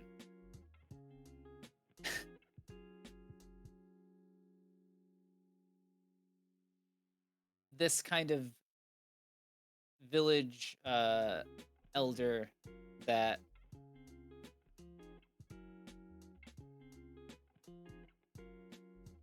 they also are trying to solve this problem, and what they view as a problem of not having heroes. Um, when they do, like they do have heroes, they just don't have like this ideal of a hero. Like, they're just kind of in it as it's a job, not really for the moral sense of helping others. Is that what I'm getting? Or Well, it's like they want like big, the bombastic heroes of old, you know? mm. Um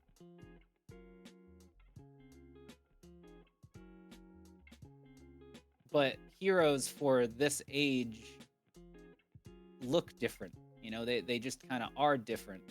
They've evolved. Yeah. Hmm. And I guess they don't rely on hero artifacts anymore, huh? Yeah, no. Well, that 'Cause is there's also a no good point because if they were to continue to have artifacts and they're feeding back into the system of the problem, are the villains taking the artifacts? yeah. So yeah, that makes sense. Why they would abandon the idea of getting the hero artifacts, because why feed the problem? Kind of like the younger generation finally taking matters into their own hands. Yeah. And fixing it, and the older generation's like, but why though?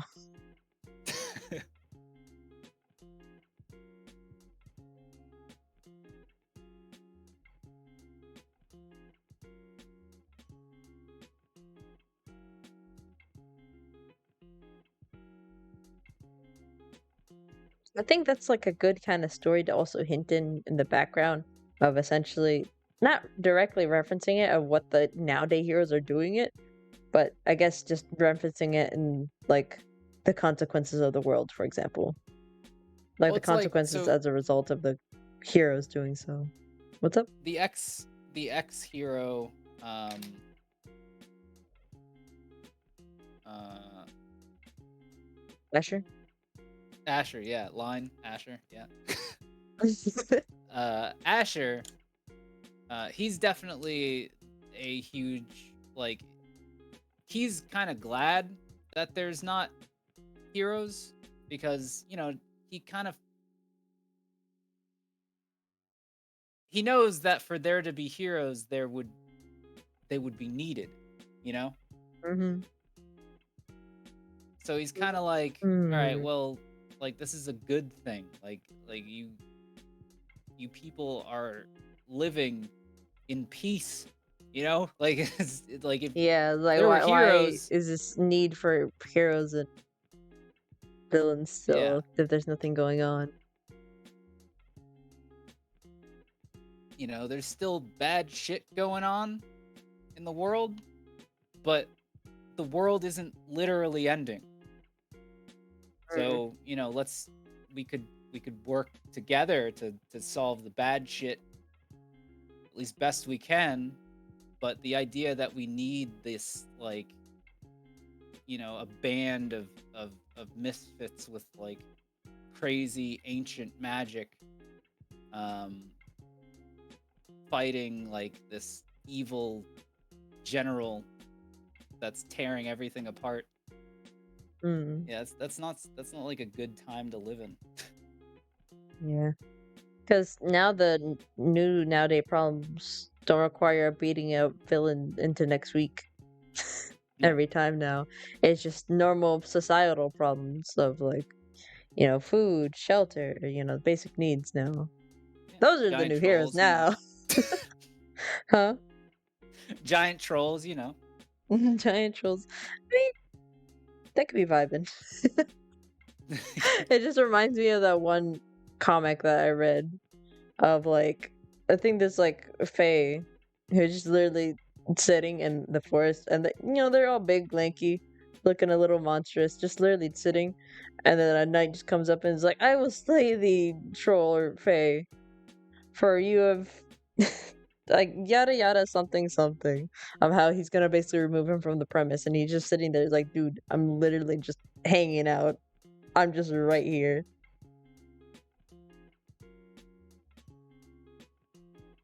But yeah, trolls could still be causing problems, but then it doesn't take a great wondrous hero to do that. It could just take a group of villagers, essentially. But yeah, it would take. Okay, so if I'm gonna, all right, it would Go take ahead. coordinated effort. It would take a village. You know, it would take maybe the institutions that are like pouring all of this gold into just like propping up and selling the idea of a hero to maybe use that gold to, you know, help people. Hmm.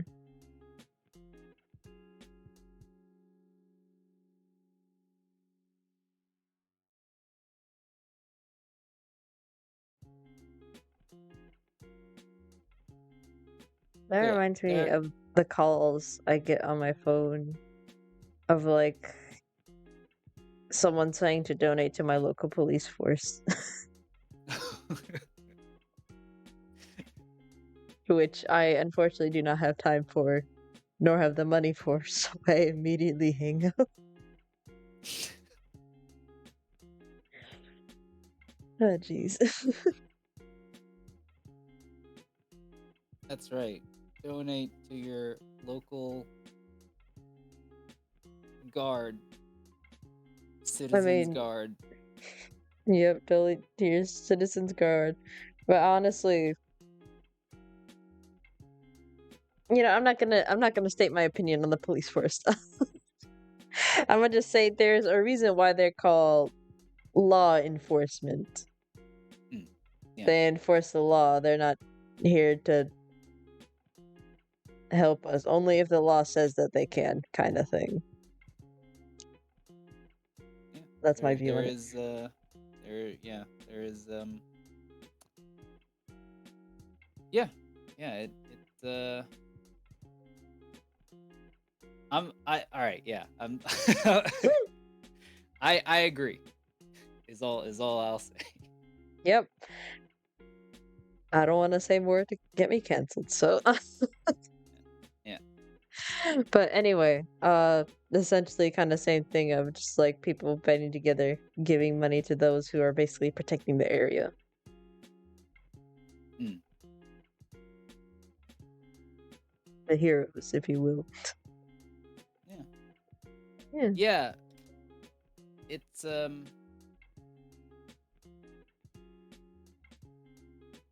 Oh yeah, I've been meaning to ask, what are some examples of like hero artifacts? Oh, okay. Well, I mean, Because I don't think that was listed.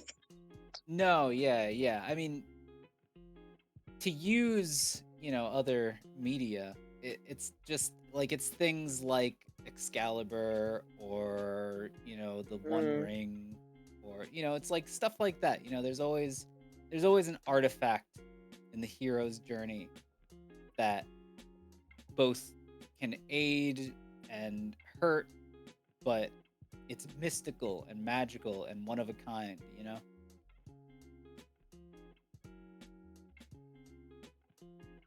So there are these things that are just around.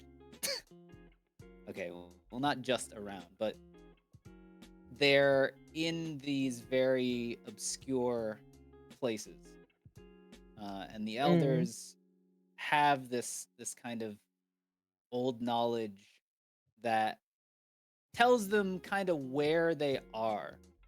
Doesn't give them the means to get them, but they know. And the way that it kind of worked is that heroes would seek them out when they needed this kind of power. mm. Um, that's how it traditionally worked.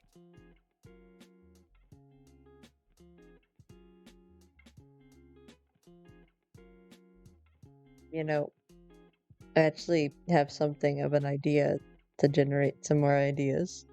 Do you know Yeah. of the Twitter account Gnome Depot? Gnome Depot? I do not. So it's someone managing an account that makes cursed magical items for Fantasy World. Yo. Literally, just look them up. It's at Gnome Depot or Depot. Oh my gosh, the music or sound came through. I think their newest thing is Ring of Scott Sterling. This cursed ring causes ranged attacks not from their allies to hit the wearer's face, no matter the amount of damage the wearer will retain 1 hit point.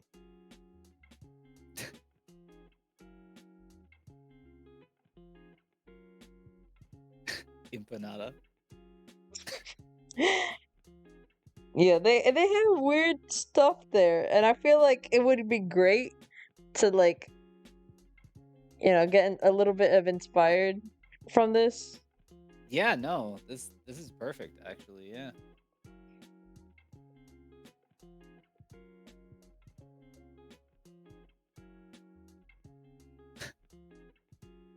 I just love some of the stuff that they have there. It reminds me of, oh my god, I forgot the name of it. The guy that was like, that would make like fake ads. Hold on. That's a lot of guys. Name.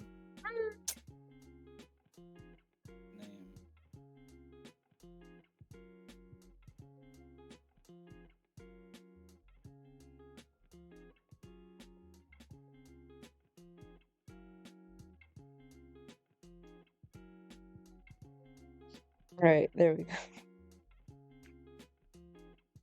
There's also apparently another thing that's called lawful goodwill.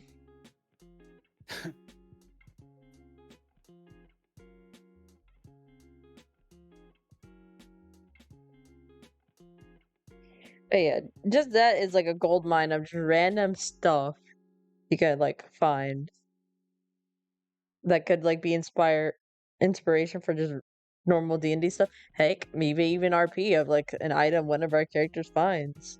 Yeah. Or inspiration for your story here of something completely random that somehow helps. Or something goofy, you know? I like the goof. I live for the goof. The thing I was thinking about was Liar Town. Are their pants is on fire? Yeah. You have to have at make, least like, one guy. You have to have one guy that's pants is literally just set aflame. Liar Town would make these. Their most popular thing is there's like a fake supermarket pamphlet with like goofy names for like calling,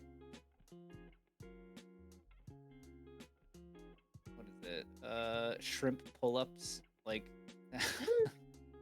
Shrimp long roll-ups. pods. Calling sausages. No, those aren't. Are the... Chicken captures.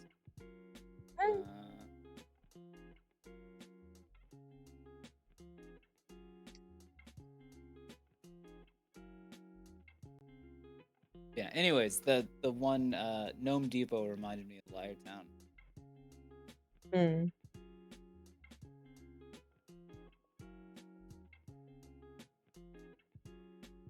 Let's see. Khaki pants of fearless.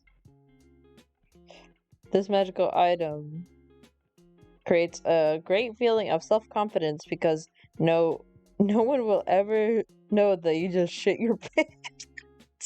You're completely immune to fear or intimidation checks. The cursed variant's self-cleaning option goes off even the most mundane social encounters.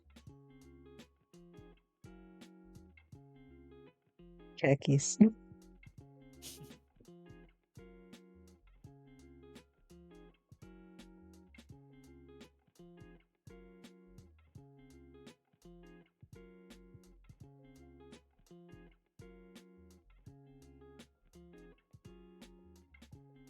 Yeah, there's all sorts of goofy stuff out there.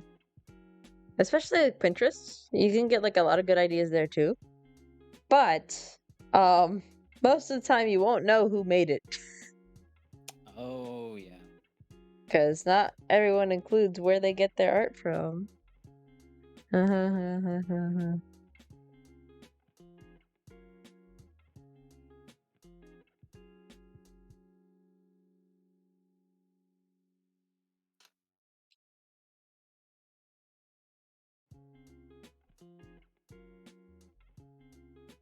Doodling noses now. I'm still on the noses, man. Hmm? Huh? The having the troll have a giant nose?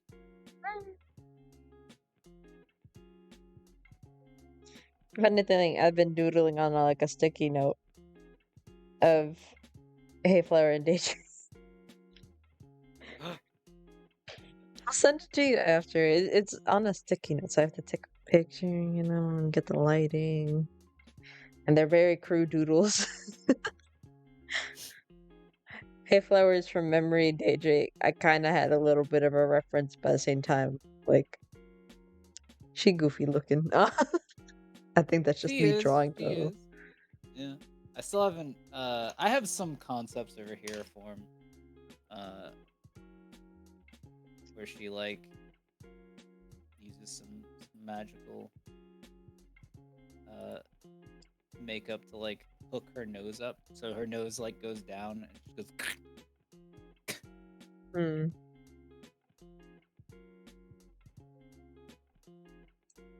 Why do I have a feeling this is gonna turn into a drawing stream? I know. I thought for sure we weren't gonna draw, but here we are. You can take the artist out of art, but you can't take the art out of the artist.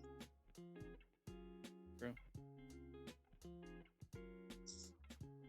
Should I pull up that one website? Nah. It's You all sure? right. I'll put a pin in it. I'll put a pin in it. Right. I wanted to move on from this. Had some good ideas. Alright, if you need to generate more ideas for like side quest ideas, we can also do that. Like, if I think of anything stupid, I will write it down on a sticky note. Thank you. I appreciate that. Yeah. It helps. It helps a lot. I gotta, like Deirdre, sometimes I feel like I get right up to the edge of doing something, but then, the pressure comes in. You know what I mean? Yeah. That's where the inspiration of that comes from. Or maybe it's like the thing we talked about before stream, of constantly starting new things, somehow accidentally becoming a jack of all trades, but never really going back to improve. I think that's, I totally think that's a part of it. But I mean, everything, your whole being is part of what inspires the things that you make, things you've experienced, things you've done, things you've felt. Yeah. As they say, your characters, are a piece of you. So even people like Robin, especially Robin, but characters like Robin, Peyton, and some others that I've made before in the past that I don't even know if I can talk about, because funnily enough, because of the introduction of Robin, they're all technically in relation or friends to Robin, so I technically can't say any lore now without spoiling things that may or may not come up in future. Oh man. If anything, I feel a little sad of putting Robin into the RP space, because now I can't gush about her lore. Unless someone wants to get spoiled, but at the same time, like, for example, if I were to tell you everything about her, of like all the writing stuff I've done for her, you won't look at her the same way when you're in RP with her, kind of thing, Right. So I cannot share anything. It's okay. No.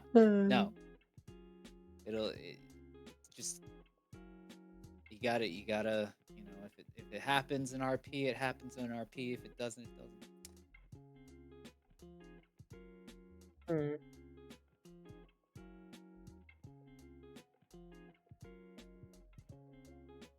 But damn, am I curious. Anyways.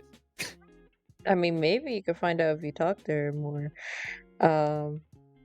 But unfortunately, she's not really leaving the house too much unless someone says, "Hey, you want to go hang out?" And she's like, "I guess so." Okay, so Mittens will be like, "Hey, I just had this strange feeling that Hey, I you got want to something. hang out?" I want to show you something. Hey, come down to Orlando Soccer. Let's hang out. Let's have a drink or something. Yeah. Even though she There currently is can't drink, but she loves it. there are, characters. I mean, Mittens does genuinely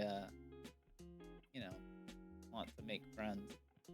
So maybe. Maybe. But yeah. I Go ahead. want to get this Splatoon talk. You want to get into the talk of Splatoon? Yeah.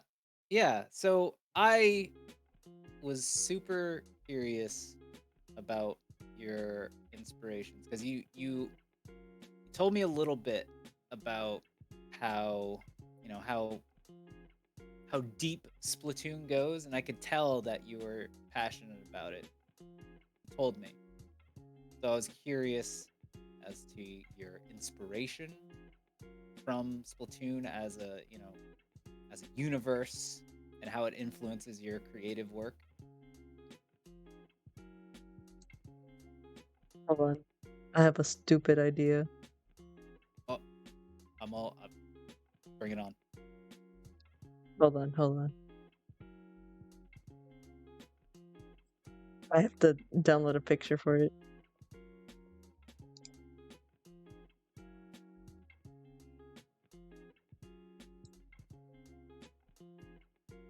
No. Yeah, Okay. I haven't really personally gotten too much of the Splatoon thing yet,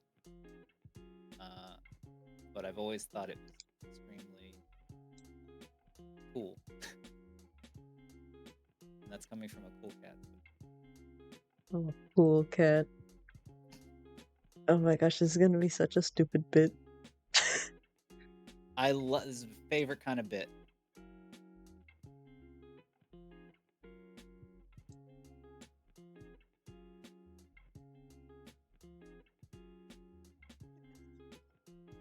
All right. You got an expert now. All right. Certificate. You got Splatoon certifications. Yep. Let's go. Tell me. Okay. Teach me. Okay. So, I have a document here, but it's off-centered. And all that. So I'm gonna read. Oh, this is gonna go great. No. Going down. There we go. Okay. So, for me to explain Splatoon history. Let me just put something into another thing so I can at least reference it a little bit. Make it bigger so I can properly read it. Okay. So, funnily enough, let me start with my own personal introduction into Splatoon in general, of how I got introduced. So it's a little me lore first. So the first time I was actually introduced to it was because of my older brother. He had showed me the game like when it was just Splatoon 1, like on the Wii U. Of like it looked fun because it had like an artist aesthetic and he was like pushing me to be more, artsy. So he thought it'd be fun to show me, but we didn't have a Wii U, so couldn't get into it at all. And then flash forward a few years later, Nintendo Switch came out. Splatoon 2 was also out. one of the first games onto the Nintendo Switch, from what I remember. So, funnily enough, we had Breath of the Wild first as a Switch game, but I also wanted to get Splatoon. So my brother said I had to finish Breath of the Wild first before I can get this Splatoon. So I immediately just said, fuck all my progress and saving up. I might just go and beat his ass. So then I did. And then I got Splatoon the next day. Splatoon 2. And I fell in love with it immediately, from story, characters, the events, the gameplay. Mostly the lore. And so much more that they have included there. And the third game is also released, so that adds even more context to things. So that's just amazing. But let me talk a little bit about the actual gameplay standpoint instead of the lore for like a quick second, because I also want to kind of honor that. Yeah. I didn't write it down, but I can explain. So essentially, what the Splatoon Tibbs did first was they focused on gameplay before anything else. Like, there's no Squid Kids yet. There were just literal tofu blocks with, like, I guess, like, looking like a little nose, and that's supposed to be a representation of the gun, shooting it around, kind of swimming through the ink. It was just tofu blocks. That's it. And once they got the gameplay down of it being fun, then they started moving on into actual concepts. And it took them a bit to land on squids. They first went with Nintendo characters, but they were like, that's not it. We already have plenty of Mario games. Let's not do another one. Like, there's already plenty. And then they went with like an idea of like rabbits, for example.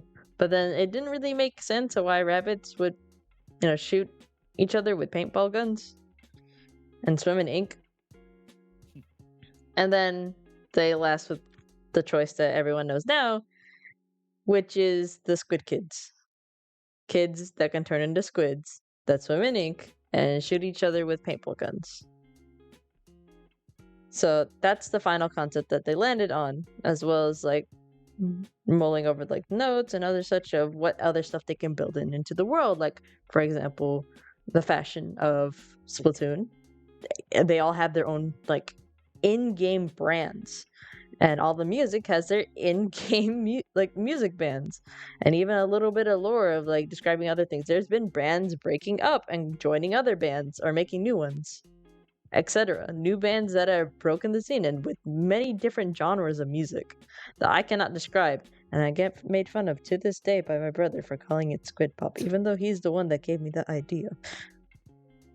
He set me up for that, and now I still get ridiculed for saying that in front of some people. I love that aspect of it. Just like building out like a culture, like a fictional culture, just so like intricately, has always been appealing to me. Yep, they built an entire culture. But before we get into the culture of how it is now, I first have to develop in how the Squid Kids even came to be. Now keep in mind, this is information from Splatoon 3 of the origin. So it took 3 games for them to say the origin of where the Squid Kids came from. And funnily enough, that actually starts with the existence of humanity. So essentially, there's a bunch of like remains of like human stuff laying around that is hinted in the game, from the single mode player stages to even their culture. They're literally borrowing from human culture. I mean, a bunch of skater kids that are, teens, rockin' punk styles. I mean, like, yeah, duh. But they even show it into the lore from the first game, I believe, of literally human remains of just like a skeleton. I think playing the GameCube. So these humans are old. Like, as in, it's so far back that they didn't even have like a I think they did have a Wii U, but they didn't have like a Switch or anything like that because they didn't think ahead of time for that. So it was around the time of the first game where things happened. So the story start for in terms of timeline's sake, it kind of talks about the remaining humans and the evolution of sea creatures. And the whole thing is basically about a war. So humans went to war, basically, with each other. It was full on As they do. As they do, yeah.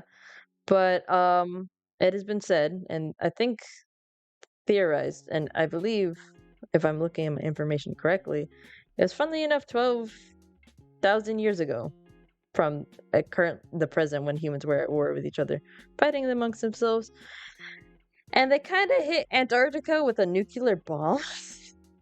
Oh, jeez. So because of that, the ice started melting like crazy. That means a lot more water levels to the entire planet. So oceans started going up. So they essentially flooded the world by firing at Antarctica. So damn, it kind of wiped out the majority of humanity. Like, as much as water is water, we kind of needed to live. It could also be a very violent factor of nature. I mean, we've seen that with hurricanes and other such. So imagine a widespread hurricane across the world, essentially flooding everything. So approximately around like a few humans survived. By few, I mean like, say around like 40,000. Which on a worldwide scale, that's pretty low. Right, yeah. But the surviving humans took shelter in a cavern created by a volcanic eruption. So the group of humans decided to put, as they should, the scientists in charge of their new society, to which they called Alterna. So, let me try to set some things up on my phone. I wish I had pictures of a proper slideshow, but PowerPoint. The PowerPoint. I wish I made a PowerPoint. Welcome to Splatoon class. I should probably make that at some point. Just talk it over again. But so let me just make bullet points actually. So 2,000 years ago, humans nuked Antarctica, flooding the planet, leading to near extinction.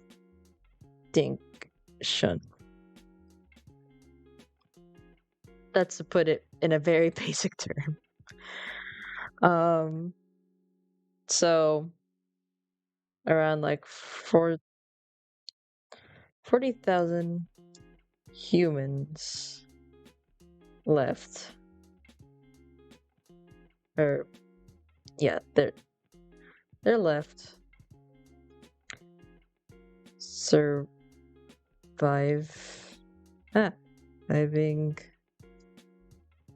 in a cavern from volcano.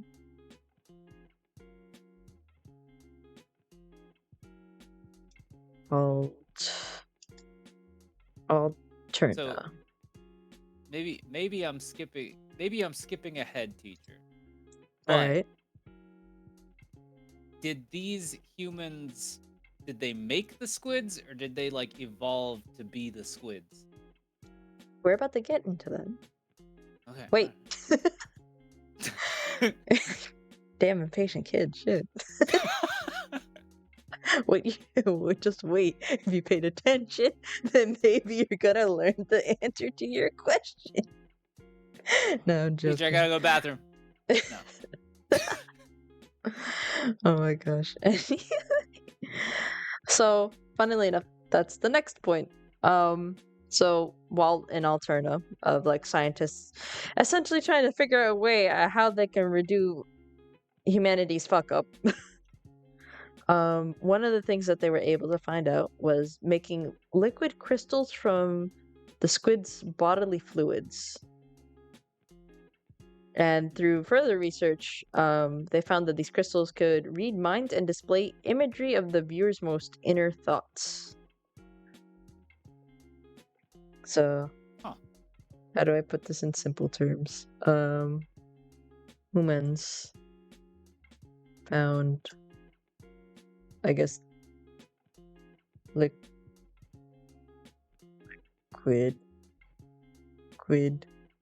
How do you spell liquid? Okay, there we go.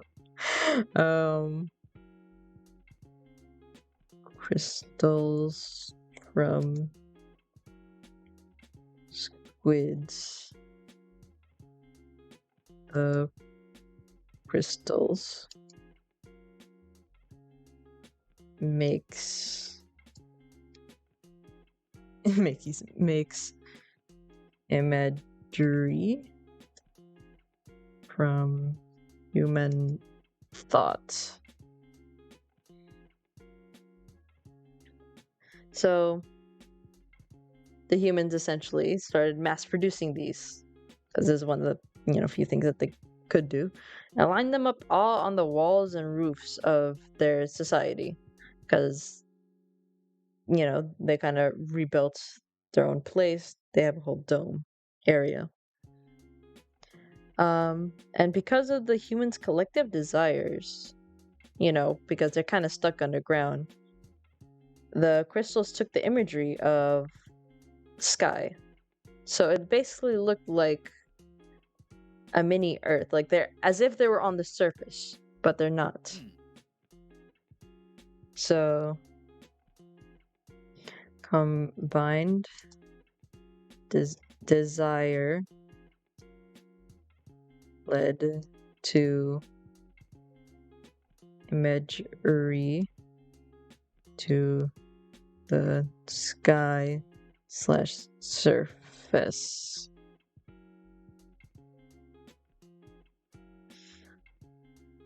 And as societies progress, many years later, generational problems. The younger generations. It comes back to the younger generations actually want to go see life outside Alterna. So through combined effort, they create a rocket to escape the underground. But it is unfortunate that the energy from the rocket boosters caused a terrible reaction to the crystals. Keep in mind, the crystals are lined up throughout the entirety of the place. So that essentially means, once again, humanity went boom. So, oh boy, the walls started breaking down, resulting in just raining debris, like things crashing down, like breaking apart. So it kind of killed all of humanity. So they make a rocket to escape underground.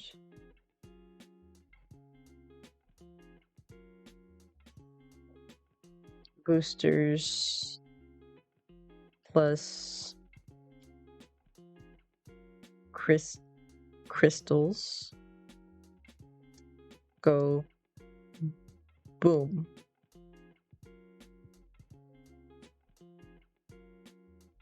So, wait. Society. I can't spell society.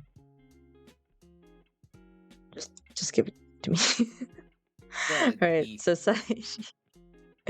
Society collapses for humans for good. Oh, not my avatar doing an emote when I type good. Good. Good. Yeah, societal collapse. Societal collapse. Okay, human society collapse for humans for good as far as known. So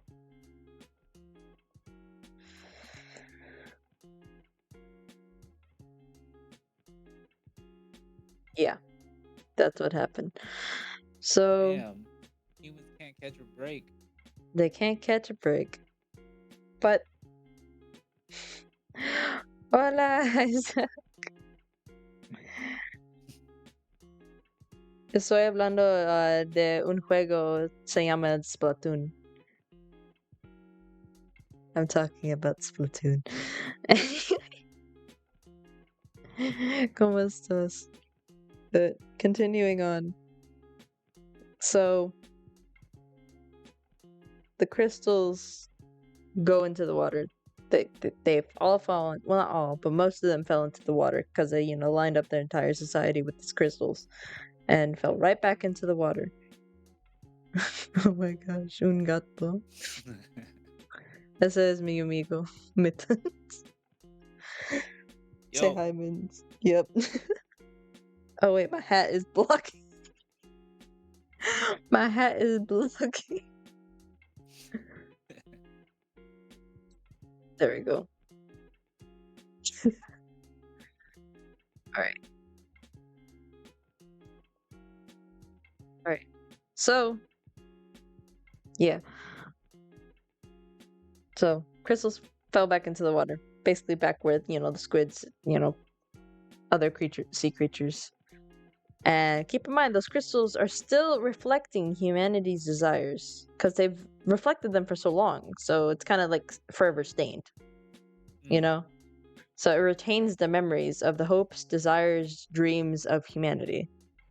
And over the next 10,000 years, the sea creatures of Alterna, specifically, like the squids and other such that were still in the water, absorbed the crystals into their body. And eventually, the creatures obtained the same desires as humanity. The hopes and dreams onto the quote-unquote next generation, which is now, squids, octopus, the sea creatures. So they have the desire to also leave and go to Earth's surface. And they found a working tunnel system made by the humans, the rocket that went up. It did go up, but nobody lived. So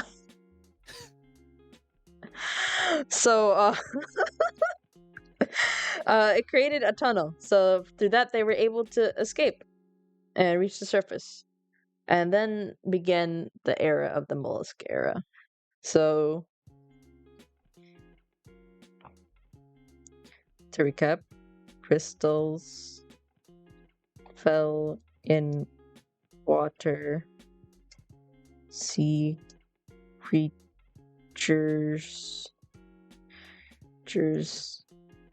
absorb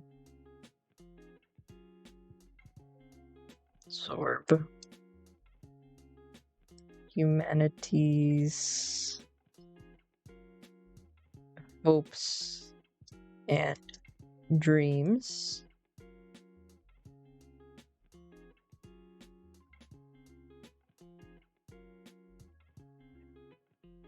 Sea creatures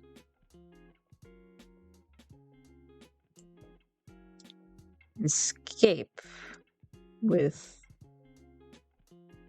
same desires, and that new hole in the ceiling.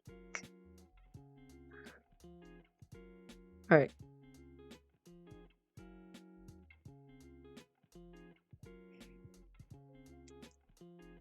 So then began mollusk era.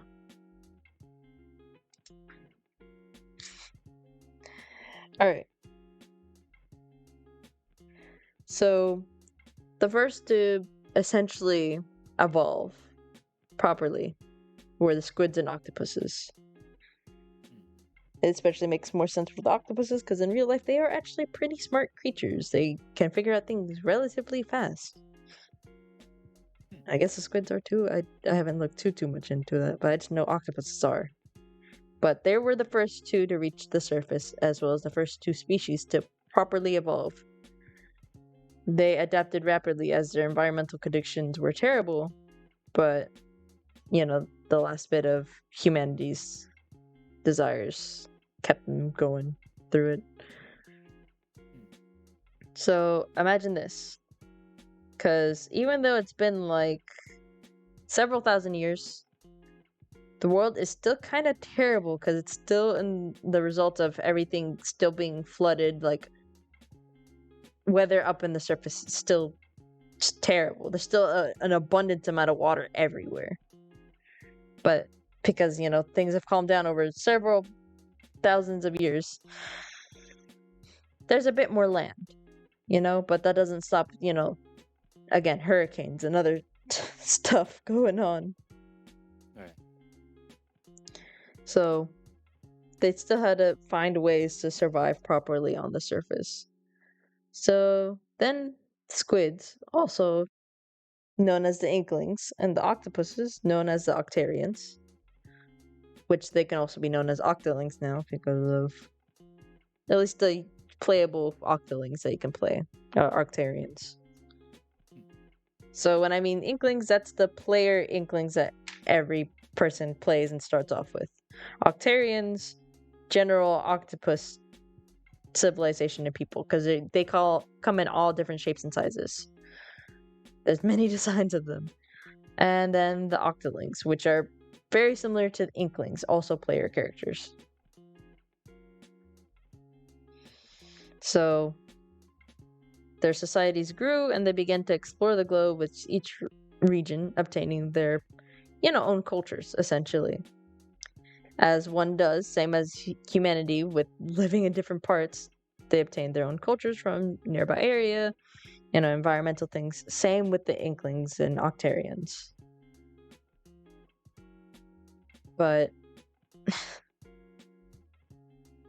after a while, funnily enough, I think due to the pH levels of the sea now, currently, the sea creatures can't actually go back to the water because of how toxic it's become.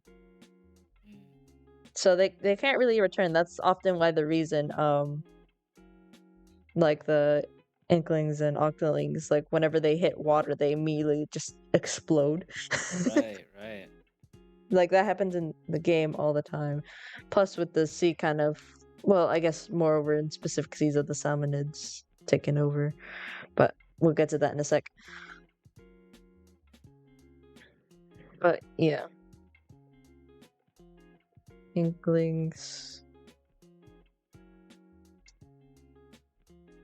Squids. Octarians. / Octolings.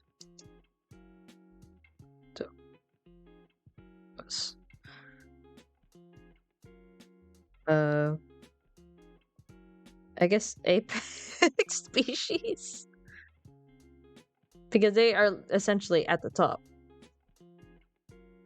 Right. So they're at the top. Evolve similarly to humans. Own cultures and subcultures.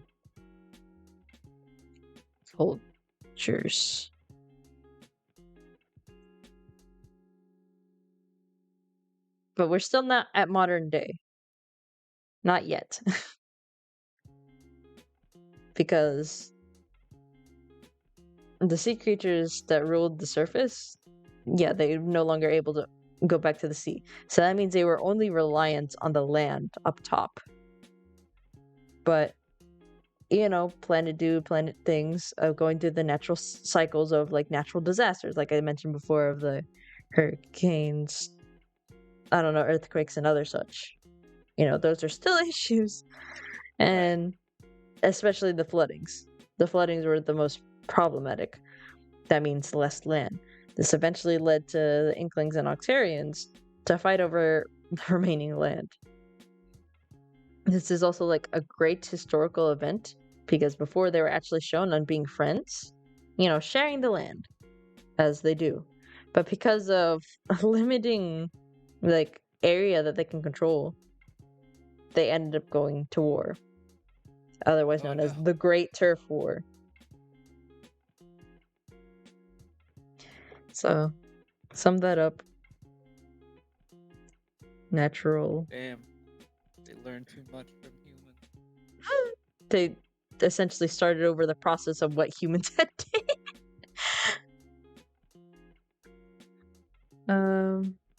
Okay, this says there we go. I still fucked it up. Give me, please. There we go. Okay, disasters. Still problem. Mostly flooding.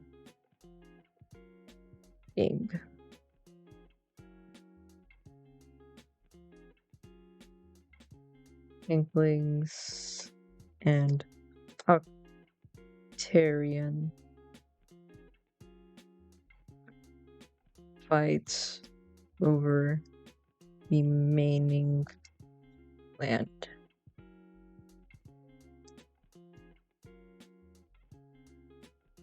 Friendship is over. Damn. The friendship is over. So, yeah. Before, they were friends, but not anymore. They didn't think that the rising sea levels would actually force them to fight over things.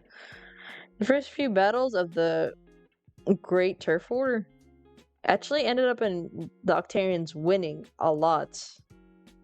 Because during the war, the Octarians would actually use like big assault vehicles that can only be powered by electricity. And here comes kind of a little bit of the goofy side of it. Because the only reason why they actually lost is because someone accidentally pulled the plug from the socket. Some poor fool. Damn. Ended the entire war. So, Octarians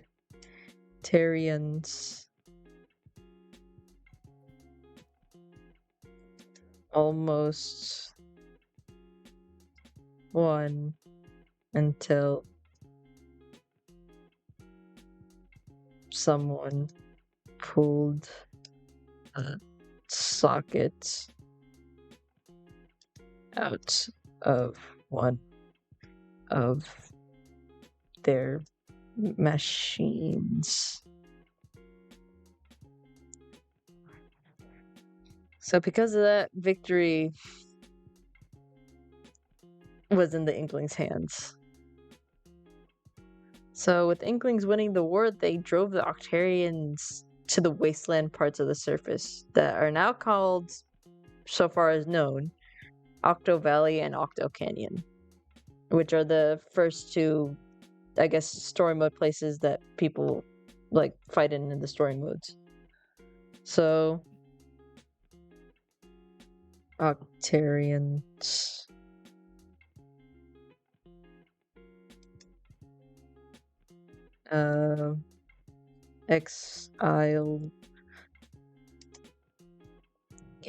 exiled to wastelands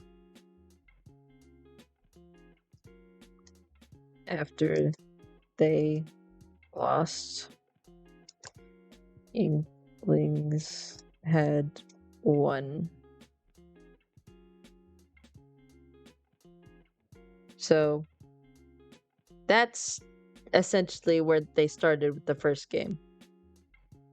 This is where the first game starts of essentially the new age of Squid Kids, Octopus Kids,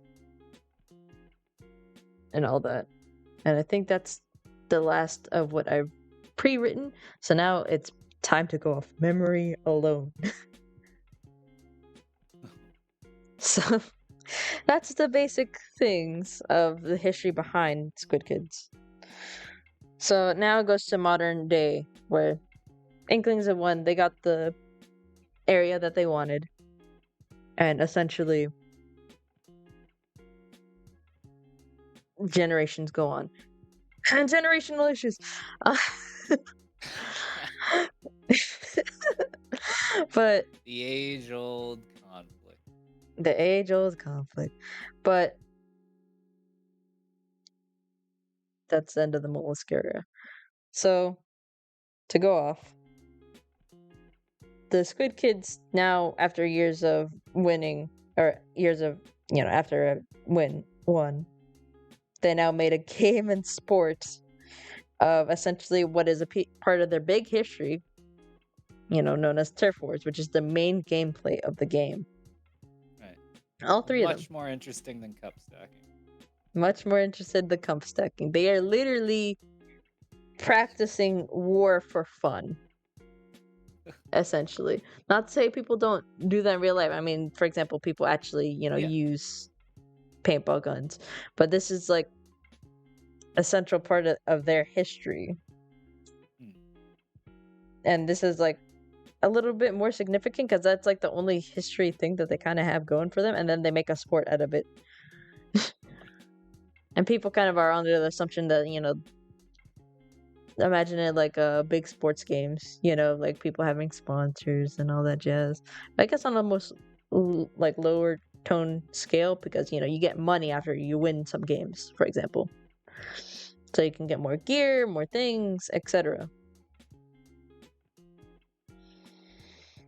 And so, yeah, it's now the next generation. A bunch of kids that have no idea that the Octarians even exist. Because that's how separated both their societies have been. And through the entirety of the Splatoon games, even to 3, it's still kind of through the perspective of the Inklings. They explore it a little bit more in the DLCs, a little bit. But Splatoon 1. Oh, I guess I gotta move it down. So Splatoon 1. Very goofy premise. Essentially, what they use to power their town is called the Great Zapfish. It's literally a giant eel-looking thing that essentially powers the whole town. It holds a lot of electricity. But one day, it goes missing. And they have no idea why. And that isn't until, for the first game, you kind of go see this old guy who's popping out of like a sewer crate thingy. And you kind of follow him down there for him to tell you that the Octarian menace, it's back! You, kid, wanna join the war? I'll take your answer, or lack of an answer, as a yes. Here's the stuff. Let's go out and destroy these Octarian bases here in Octo Valley, where they live. Damn. They gotta get them while they're young, I guess. Right? Yep. All to defeat the Octarian menace. So, sum it up. Zapfish.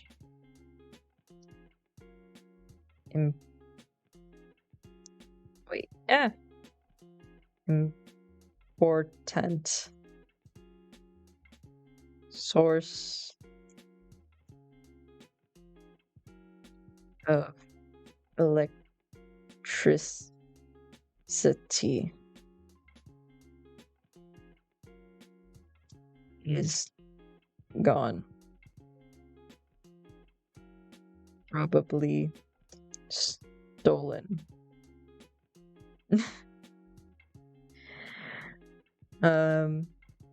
You I guess main player character finds an old man by the name Captain.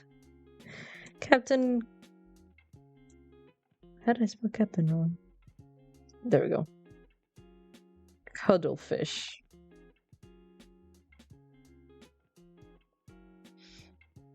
So, a little side note about Captain Cuddlefish. He was actually the main. Well, I'm not sure if it's the main, but it shows him a lot in the art of being one of the first and main generals for the Great Turf War. So this man is an ex-general. He's a veteran at this. And he is literally skin and bones. With his eyes bulging out. Let me see those eyes. Those eyes. I've seen things you wouldn't. Yep. Let me bring him up.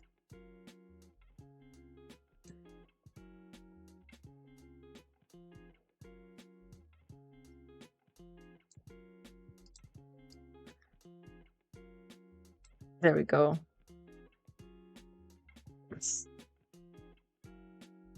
That's what he looks like.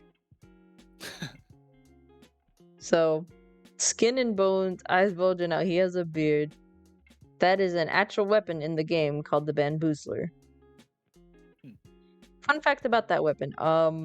So, yeah, it's made out of bamboo. It's basically kind of like similarly built to a sniper rifle, which in this game world called a charger. It is very short ranged, but you could also like fire it very fast comparatively to other sniper rifles or chargers. Oh. So yeah, you know, you can see the little medals in the racks that he's in. And there's the emblem right there at the top. So yeah. So Captain Cuttlefish. Important figure. He will be referenced in the next two games also. Or I guess all three. But he's like the main person that kind of introduces the player character and the hidden war going on behind the scenes, quote unquote.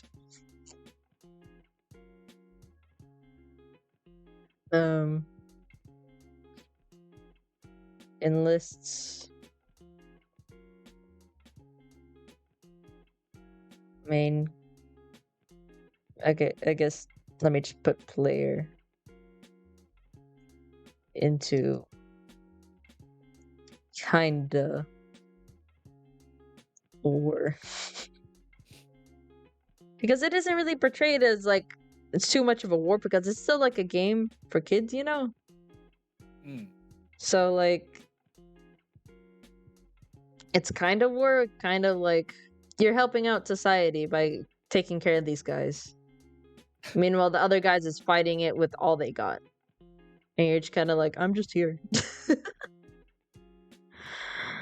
So,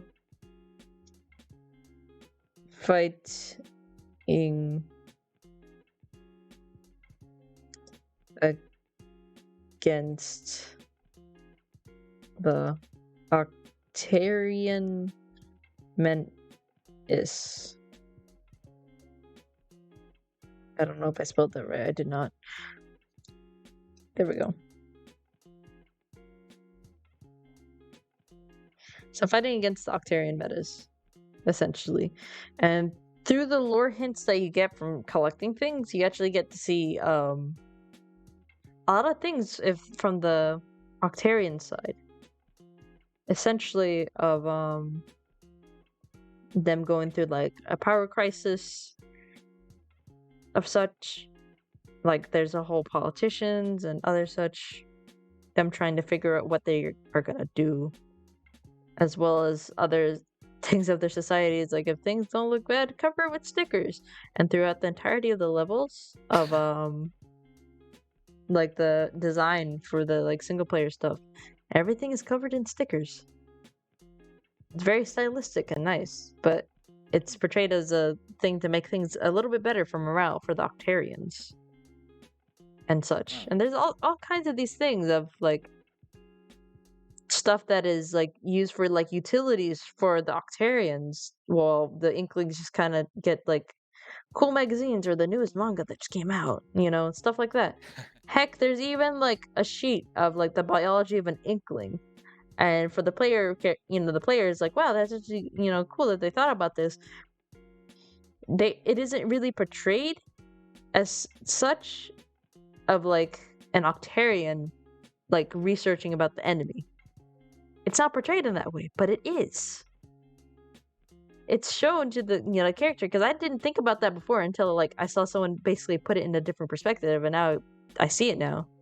Of all the Octarians are just trying to like put out all this information stuff, learning about the enemy, trying to boost morale a little bit, while all the Squid Kids are just teenagers doing dumb things, making style choices, etc. Like anything that's happening to Octarians, they have no idea of the issues that they have over there, while the Inklings kind of don't have issues. It isn't until like the, you know, Zapfish was stolen that they're like, oh no.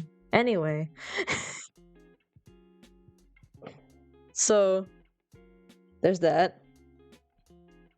I don't think I'm gonna type in all that though. I'm just keeping this to the bare bone basics. I got you. Yeah. So go through levels, find culturals, things from Inkling perspective.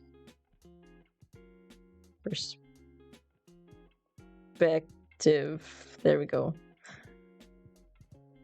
All right. And along the way, there's the Great Zapfish, which is the main thing that, you know, gives energy. But then there's the small Zapfishes that also give energy, but not a whole lot. And through this entire time, while you're playing through the levels, you essentially get those Zapfishes, essentially crippling the Octarian society even further. Damn. By taking more energy from them of all these Zapfishes. But it isn't portrayed that way at all. It's just saying, just get the Zapfish. You don't really think too much of you crippling another society while you're playing through the silly Squid Game. Damn. So, yeah. It's finding out cultural things from the Inkling perspective. Because through their perspective, they're just helping out this old man. Yeah. Well, behind the scenes, something a bit darker is happening. But eventually... Right. Morally dubious. Mm-hmm. Eventually, Cat gets kidnapped.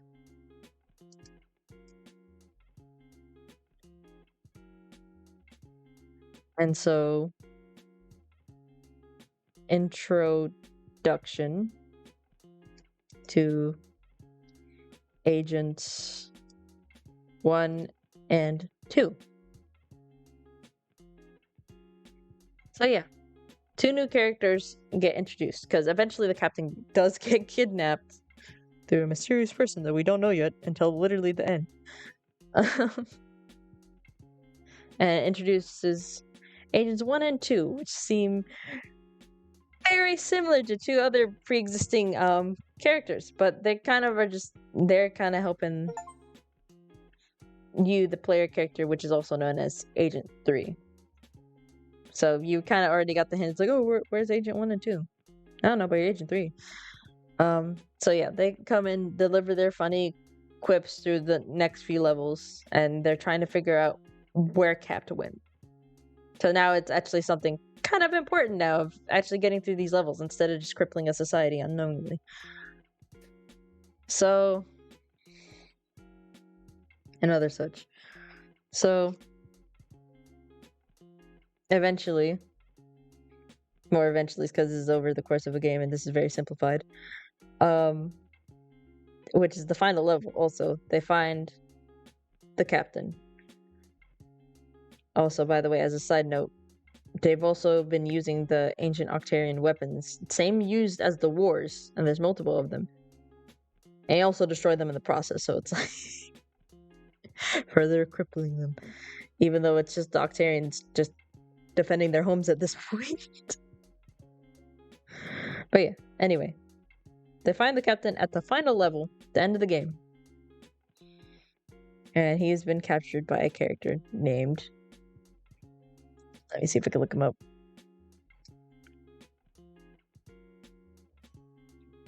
DJ Octavio.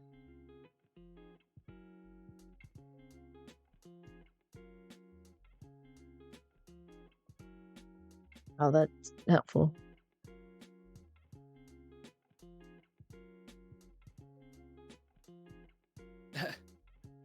Yep, that's what he looks like. So the first one right here is from the first game. And down there is from the second game. He's a DJ that, well, DJs with Wasabi. Unlike Captain Cuttlefish, he doesn't really show off his, like, humanoid form. He's just in his Octoling form the entire time. He's the king of the Octarians. So, King DJ Octavio had kidnapped, kept, and the Great Zapfish. That's right. He was the one that kidnapped the main power, well, not main, but one of the major power sources of the Inklings. Why? For the betterment of his people.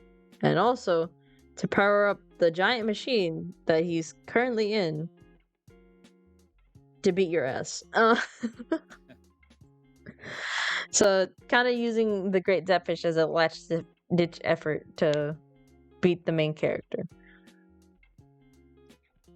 And after a while of fighting, it wasn't until, funnily enough, Agent 1 and 2 finally revealed their identities as, well, the main idols from the first game, which is Callie and Marie. And together they performed a song by the name of Calamari Incantation. If you don't get the joke between the idol's name, you know, Callie, Marie, right. Calamari. I know, it's hilarious. Anyway. No, that's a good one. Yeah. It is. But it's Calamari Incantation, and it's a song known to be so powerful in universe that you cannot, you know, not move. You know, like, you will kind of dance to it. And it is certified a bop, I'm not gonna lie. Certified jam. For sure. And it was through that, which kind of distracted DJ Octavio, which kind of allowed you to beat his ass. So, through... Okay. With the power of song, Calamari Incantation,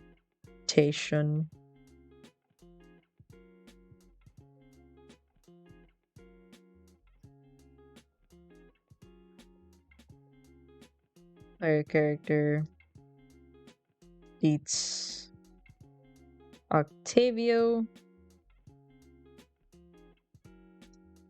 which stores the Great Zapfish. So that's bare bone basics. And because Callie and Marie are also kind of like the news anchors of the city, while also being simultaneously idols, they kind of just play it off as like, oh, it's back. Weird. Anyway, you know, them never acknowledging the fact of how they essentially, once again, crippled the society from behind the scenes. Never mentioning it whatsoever. It's all in the subtext of if you look for it, you'll kind of find it. But since everything's through the Inkling perspective, it's like, whatever. It's fine. And it's even funnier considering all the portrayals of the Octarians were kind of like portrayals of like them being aliens and whatnot, like literally traveling in UFOs. They don't do that as much in the second game, but in the first game they do it a lot. Oh my god, the Octoling missiles. Anyway. But yeah, that's the first game. And bare bone basics. So Splatoon 2. 2. Same thing. Okay, so it's basically the same thing. Zapfish gets stolen again. Except this time the mentor figure in this is Marie from the hit band The Squid Sisters. Except the Squid Sisters kind of taking a break. They aren't really doing stuff together anymore. Because as part of canonical lore in Splatoon 1, with all the Splatfest going on, essentially to go into that a little bit, which I mentioned to you off stream, but in stream.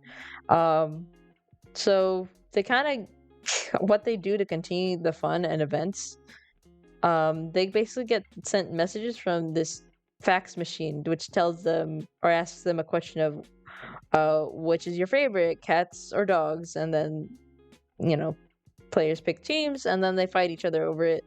And then they get points based on popularity of how many people won in the differing types of battles, etc. It's a lot more complicated now in Splatoon 3, but in Splatoon 1 and 2, that's kind of the basics, if I remember correctly. I wasn't really there for Splatoon 1, keep that in mind. I only know for Splatoon 2. But yeah. So it's not solely on popularity, it wasn't solely on how good you were at the game. It was a multiple of factors of which side won. And in Splatoon 1 and 2, it was only 2 sides. In Splatoon 3, it's now 3, because, it's a third game. They now have 3 options. But yeah. And then the final Splatfest of Splatoon 1, it was kind of who's better, Callie or Marie. And at this point, both the idols were kind of getting fed up with each other. So then that's what caused the final thing of which would he pick, me or her. So people fought and all that. And I forgot who won. I keep forgetting who. Marie versus Callie.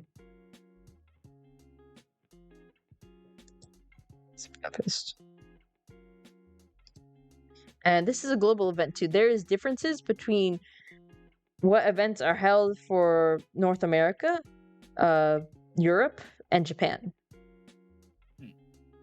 Like, there is differences for all of them.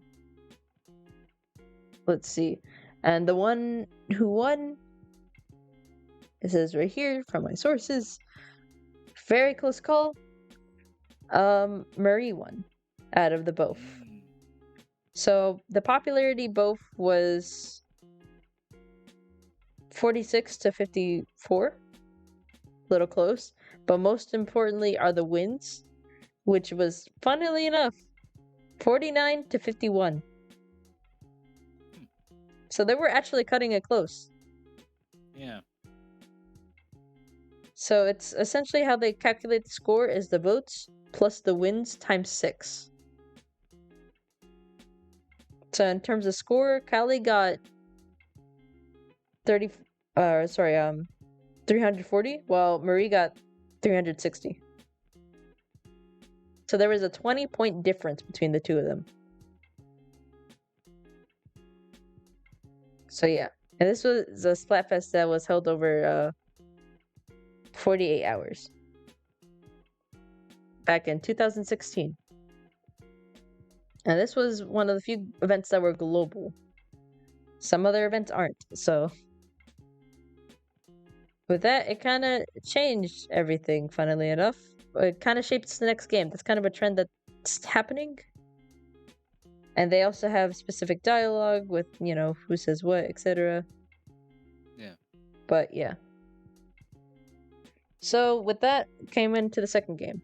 This time, Marie is the mentor, and Kelly's kind of like not really super duper involved. But there's hinted things in lore. So Zephfish gone again. Damn. Marie recruits Agent 4. That's the player character for Splatoon 2, the second game.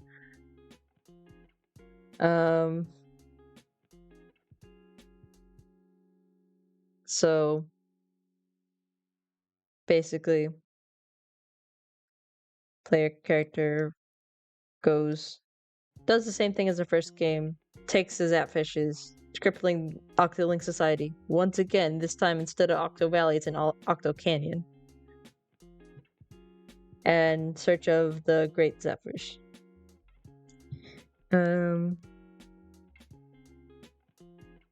Collecting Zapfishes.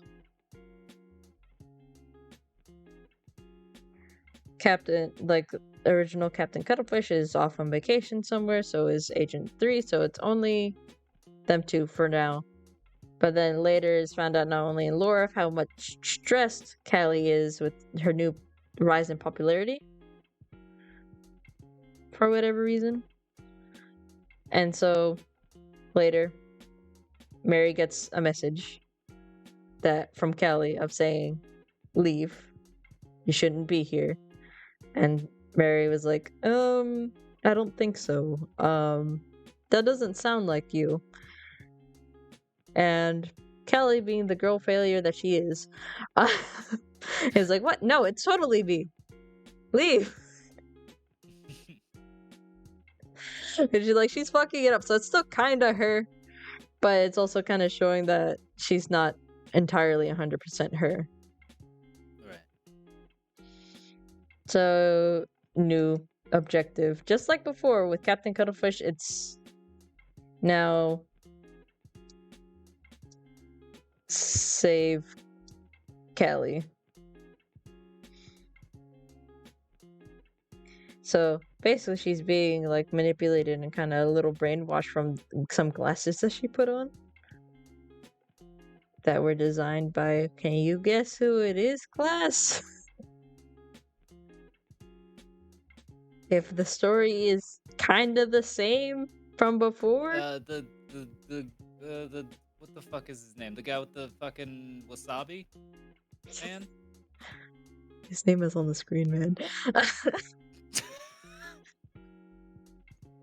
That's right, kids. DJ Octavio. Yay! So DJ Octavio was his friends call him Wasabi Man. Cooking again. And hypnotized Callie onto his side.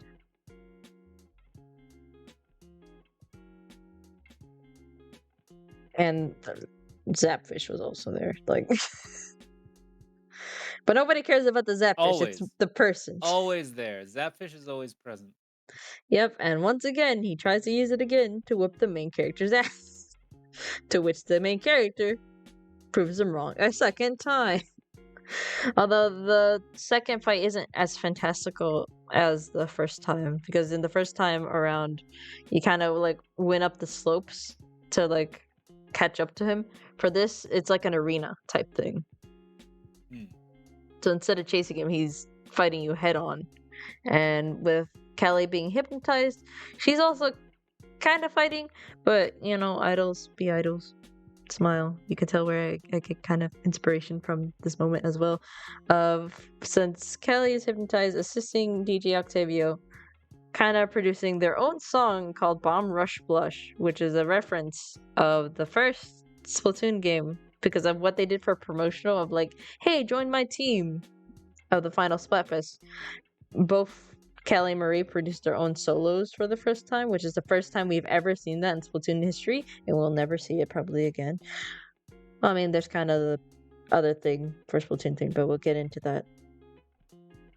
So, it's kind of a remix of Bomb Rush Blush, of this happy-go-lucky pop song turned into this attack song.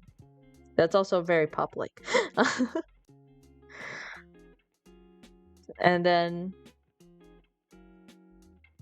let me do this. Kelly and DJ O attack with remix Rush Blush. And just also as a side note, which plays into right now, Marie's song for the promotional stuff, which is a lot more kind of like, not really a sadder tone, but I guess more melancholy tone, called Tide Goes Out, I think is what it was called. It sounds very, I want to say somber, but I don't know if that's a proper use of the word. It's very nice, cooling, like literally like nighttime and the tide just kind of going out, you know, like the song says. So it's kind of done in a great performance like thing of, after a little bit, Marie comes in via, I guess, flying van. It's like a floating van. It's already shown to have flying technology. I mean, the thing DJ Octavio is using is literally a floating orb with fists. Right. So it just comes in with flying van, driven in by also kind of like a side character by the name of Sheldon. Side note about him, he's the weapons arm dealer for the first, second, and also technically third game. And he's basically like me, but about weapons. In other words, won't shut the fuck up. They literally put an option on the side of hurry it up already. Just for the like 2x speed of him talking, explaining fully what the weapon does whenever a new weapon comes out. And he will always do that, no matter what. So, yeah, he's kind of also working with the Squid Sisters and was working with Marie. So he was the one driving the flying van. So, back to this. Marie comes in via flying van with Sheldon and fucking snipes the no glasses off Callie's head with low tide ink. They say specifically that, so I guess it's ink that's less damaging but still having enough force to drive something off something's head. So yeah, she literally comes in while it's flying and snipes it off because the idols, of course, they have their own favorite weapons. So for Callie, it's a literal giant roller. Marie, it's a sniper rifle, a charger. So with that coming into play, snipes it off her head, but the effects still haven't come to. She's still kind of hypnotized. So through the power up song, Marie also plays her version, a remixed version of Tide Goes Out. And it's a lot more upbeat than the original, of like trying to reach Kelly in her head. And then you continue with the ass beating. So it's essentially like a sister moment, except newsflash, they're not sisters. They're actually cousins, but just call themselves sisters. So yeah, it's basically a conflict between the cousins of trying to come to terms that Mary is there for Kelly and that she doesn't have to face things alone like she initially did with all the new gigs that she was basically being lined up for. Right. Because Callie kind of essentially left after popularity, not because it going to her head, it's because it's kind of a responsibility that she kind of needs to tend to. So it pulled her away from her family, aka Marie. And this was hinted with some of the sunken scrolls and, you know, the connection with each other and whatnot, because at the end of the day, they are family. That idle life. The idle life, essentially. Yep. But remember the song I mentioned for the first game? Yeah. Well, guess what? It comes into play. The calamari incantation. Not only that, because everything is getting a remix. To put it into summary, as a last ditch effort, Mary plays what is now known as, which is the second, I guess, remix of it, called Spicy Calamari Incantation. I spelled that wrong. Anyway. To which Callie joins in and both dance and sing as agent for how should I describe this?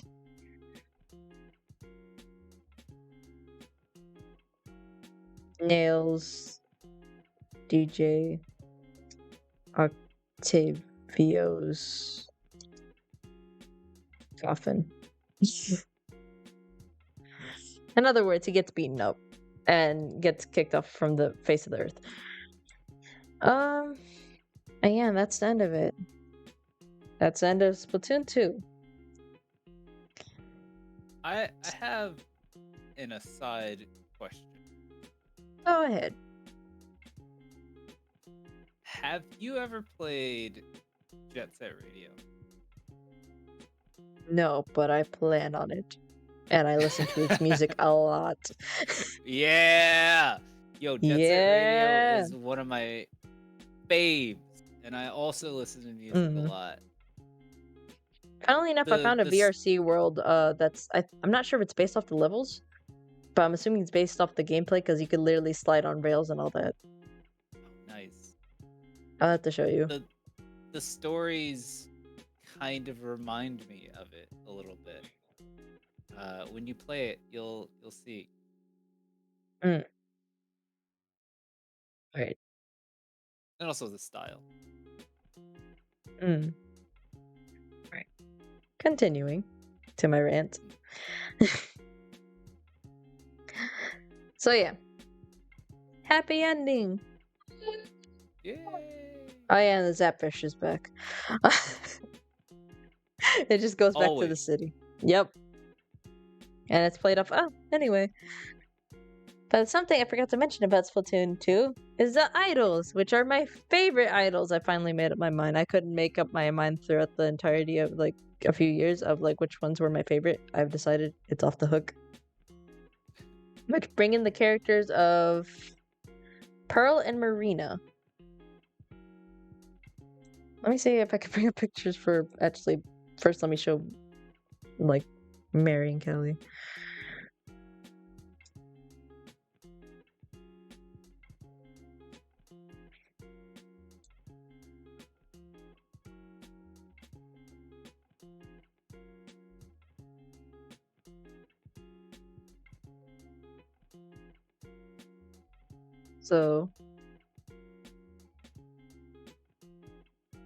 So that is Kelly and Marie.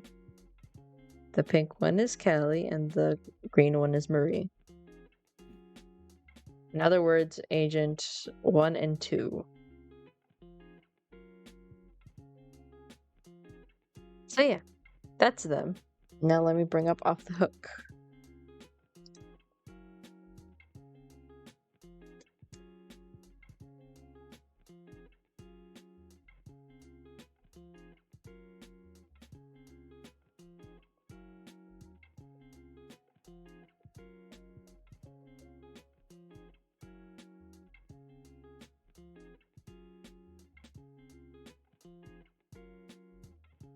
That is them.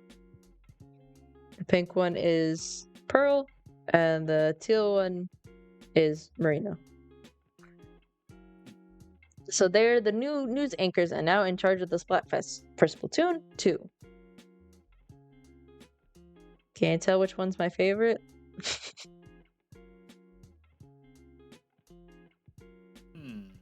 Yes. Yes.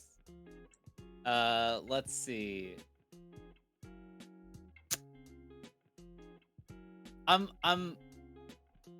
So the part of me that leans towards Pearl is like the gremlin energy, but then Marina is kind of cool. You know?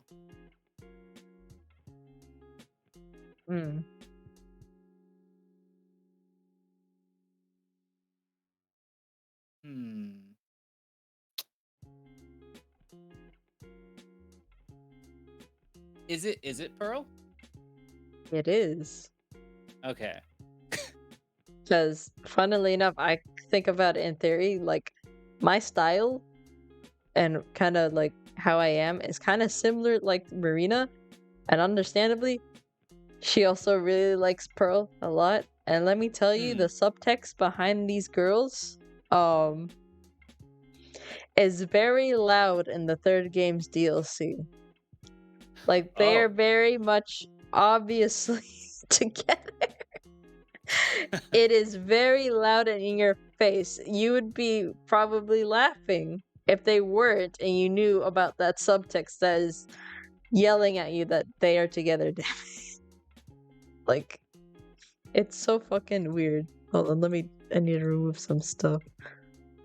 Because I have so many tabs. Actually, I need that last one up. Anyway. So, there you go. Back to this. So, now we get into the DLC. Octo expansion. Because this is the first time in Splatoon history where we now see it something other than an Inkling lens. So now we actually explore more of the Octoling side, but kinda not really. It's more or less Octoling and moreover specifically 8, and otherwise known as Agent 8. So it starts off with an Octoling. Funnily enough, it doesn't show in the first beginning, but it's kind of hinted, and in terms of timeline-wise, I have to mention this. An Octoling fight Agent 3. This is one Octoling. It is theorized that the PC Octolink was trying to escape Octarian society, or they are just really unfortunate to meet 3.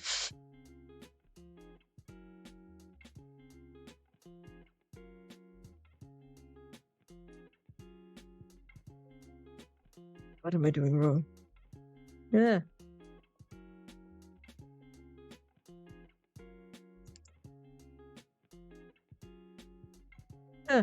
Okay. I have no idea what I'm doing with spelling. There we go. Oh my god. Okay. So that's the basic theory. So the actual gameplay begins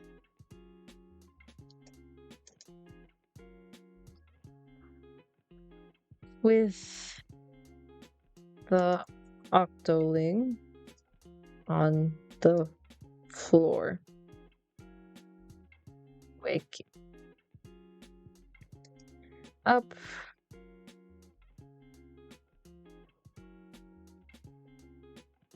with Captain Cuddle Fish. So yeah, he makes a stark comeback. And let me show you what he now looks like, which is kind of funny. Oh my gosh. I blacked out. Why? Here we go.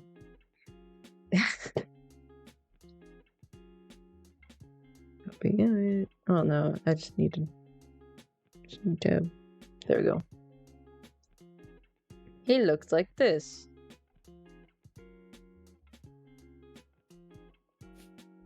Tracksuit. He's in his tracksuit era. Not only tracksuit era, he's in his rapper era. I'm not joking. He literally tries to sit down and lay some sick beats. That's literally what his journey is going on thus far. So he's basically on that. But funnily enough, this old man is truly wise.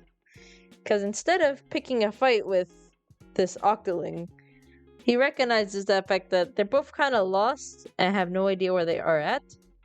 So he's just makes a truce with the Octoling. Even though, because it's a player character, Octoling kind of doesn't say anything. But Cap forms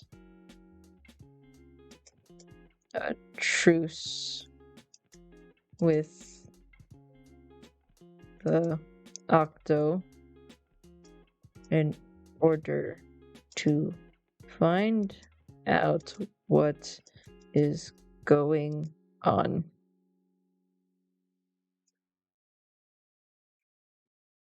And so they continue on. And from where they are, they kind of continue on further into a subway area. And they find themselves in a subway, or hold on, underground subway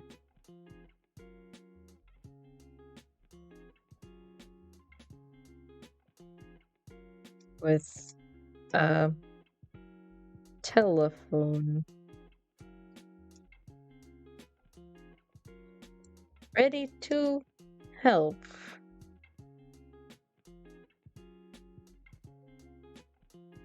He's just known as Telephone. So, yeah, it's literally like a talking telephone. Let me see if I can bring a picture up.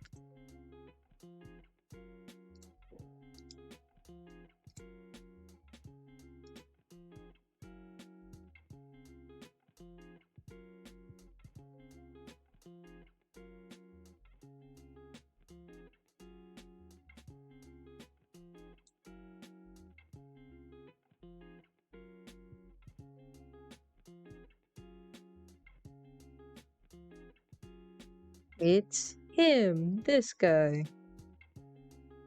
He is literally just a phone. Great. Yep, Looks like a nice guy. totally. Anyway. So he's ready to help.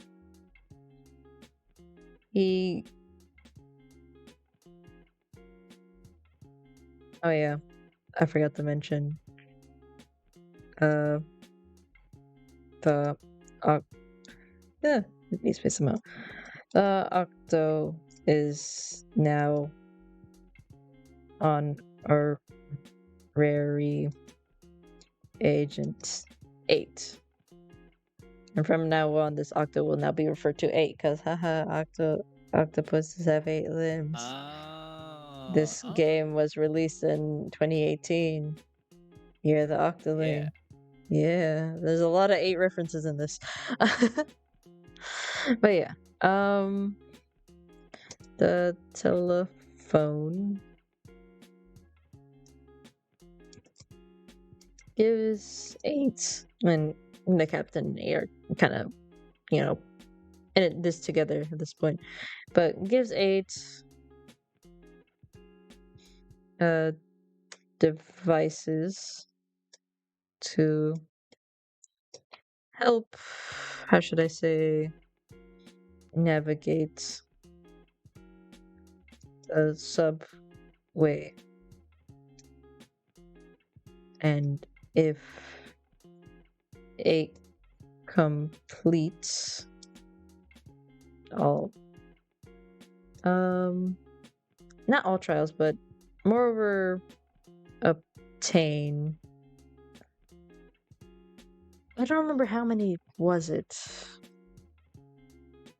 Let me look it up real quick before I type it down and explain.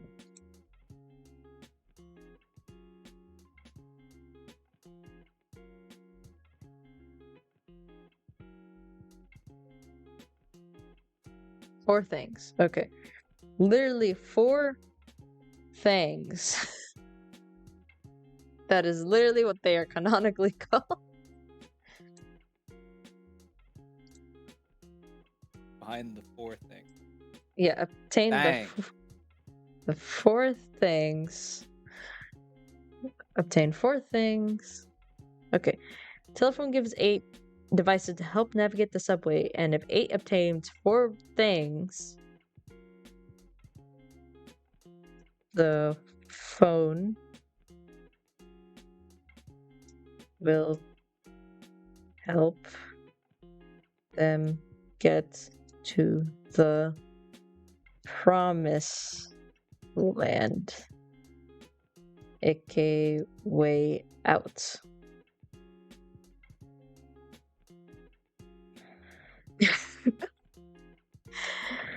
But yeah. And I'm not gonna write this down, but fun fact of all the levels, because you have to get through some levels in order to get to the areas or where the things are located. So each area you kind of clean out, you get a thing called a mem cake. They're literally little eraser looking things. And for each thing, or not thing, each little mem cake that 8 collects, 8 writes actually, funnily enough, a poem for each one of them. Ooh. Of either past memories or other such. Just remind us that it's already past midnight if you care about sleep, I guess. Shush, I'm talking about Splatoon here. Splatoon hours right now. It's Splatoon hour right now. I just got the Octo expansion.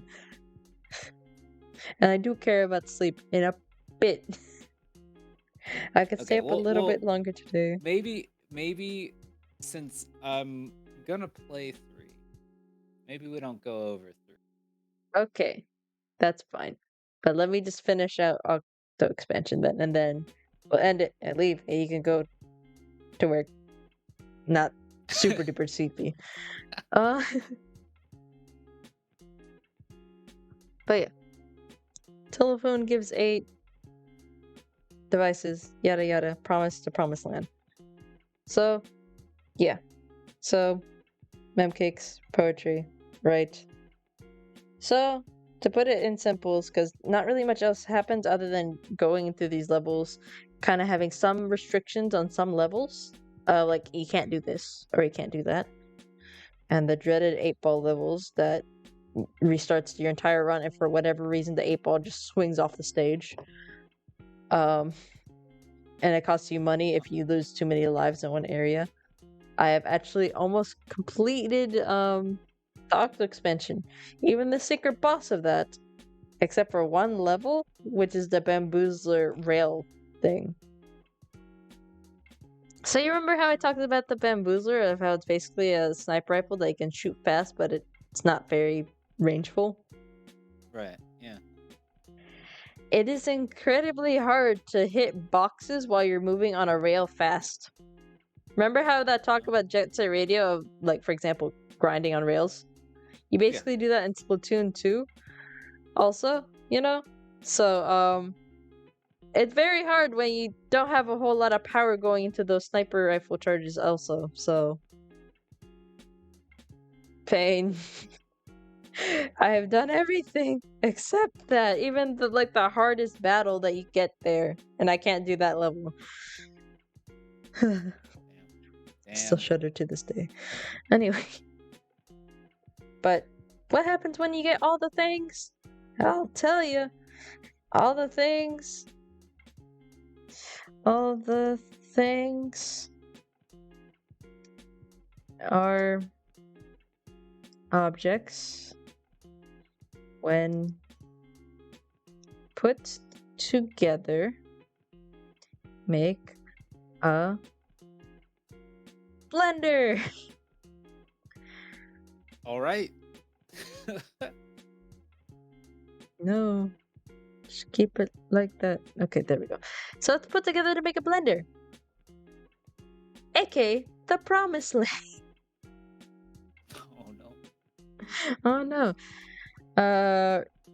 Reason?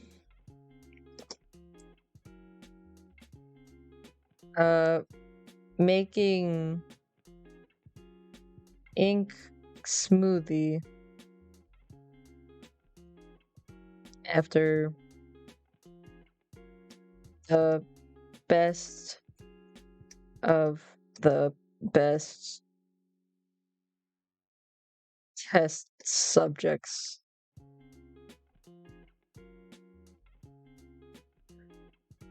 So yeah, that's the reason why, because you got through all the levels.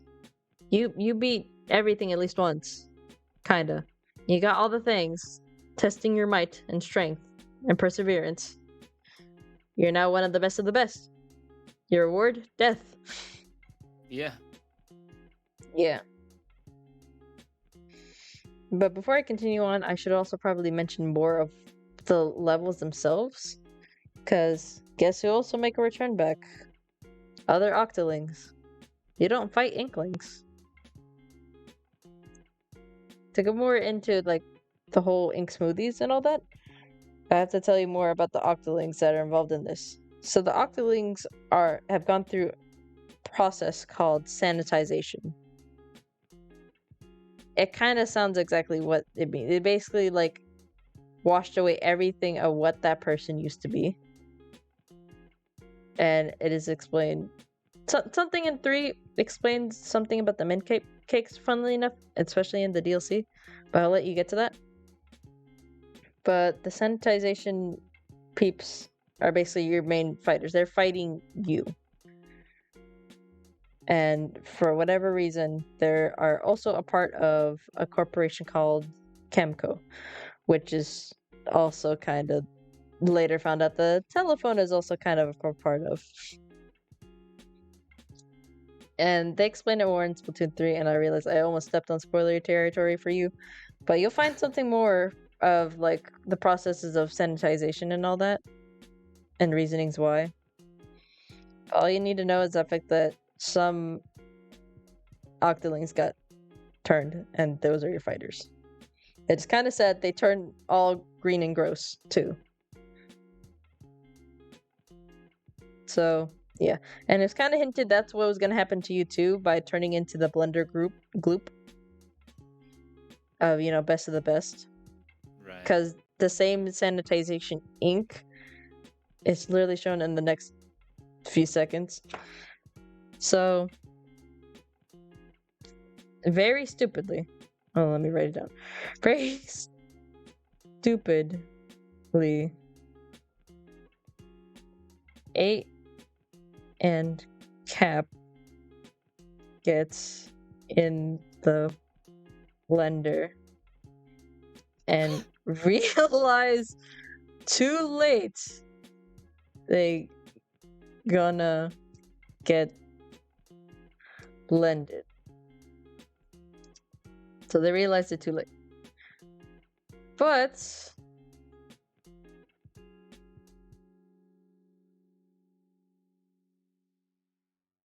their savior jumps in.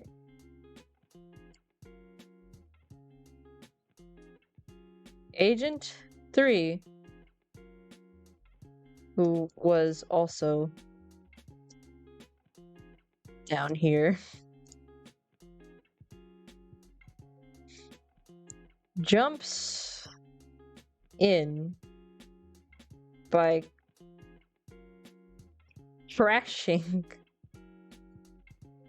through a window from the ceiling and physically punches the oh my god, the oh my gosh, the blender, which is the first time we've ever seen a Splatoon character or any character in the series actually physically punch something. I think.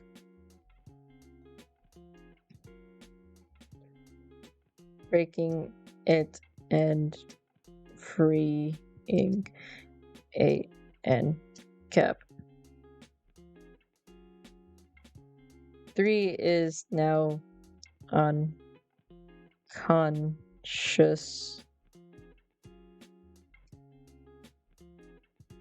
Oh my god, this is gonna be so difficult. I can't spell. Is now unconscious.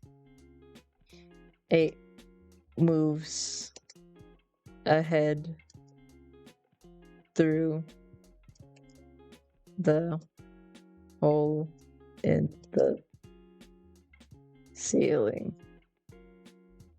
Also, I just realized something as I'm typing this. The parallel of the whole Alterna stuff. Oh yeah. Not only that, I technically spoiled the Alterna stuff because that was something you're supposed to find in 3. But it doesn't spoil the gameplay. It just kind of spoils the story behind it. Lore. Yeah. You'll be fine. I mean, there's still kind of a story. It's just like the setting I spoiled, but yeah. And you're gonna find it through the lore stuff anyway, what they provide. But yeah. 8 moves ahead through the hole in the ceiling.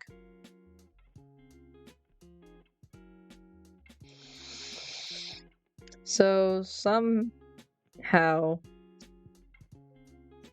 Cap. Well, first, before I get to that, 8 climbs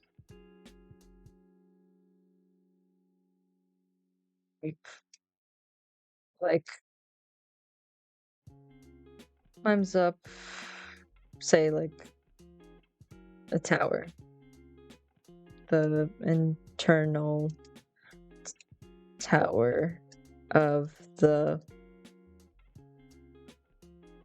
facility.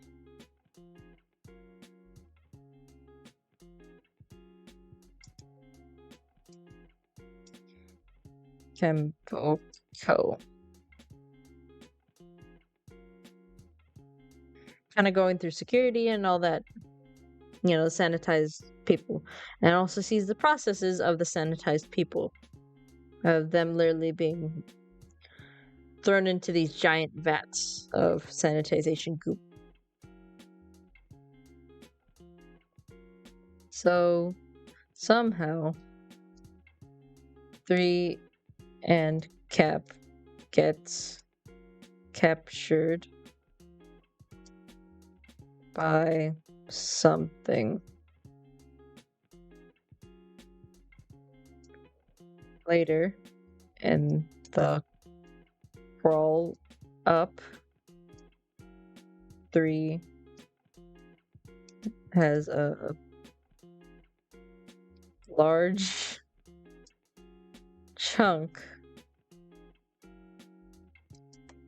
of sanitization goop on the side of their head.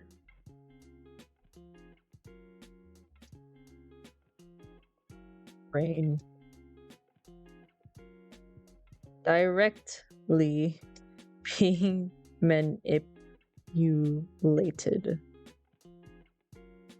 Because, you know, the entire fiber in ping is made out of ink. So if you literally have a large chunk of something else that's kind of ink, that's directly in the head. It's kind of also affecting the brain. That's just off my assumption, but it's literally a giant chunk coming out from their head. But yeah.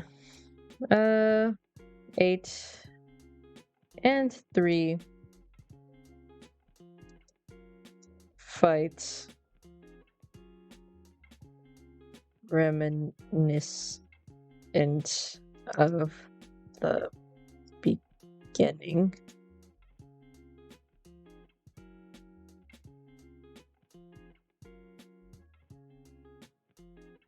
And 8 beats 3. They all get to the surface finally.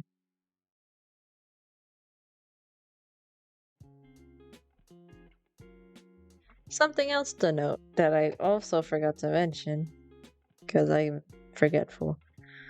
Off the Hook is also in this DLC. They haven't had a major, like, they don't really take any actions until the finale, kind of ish.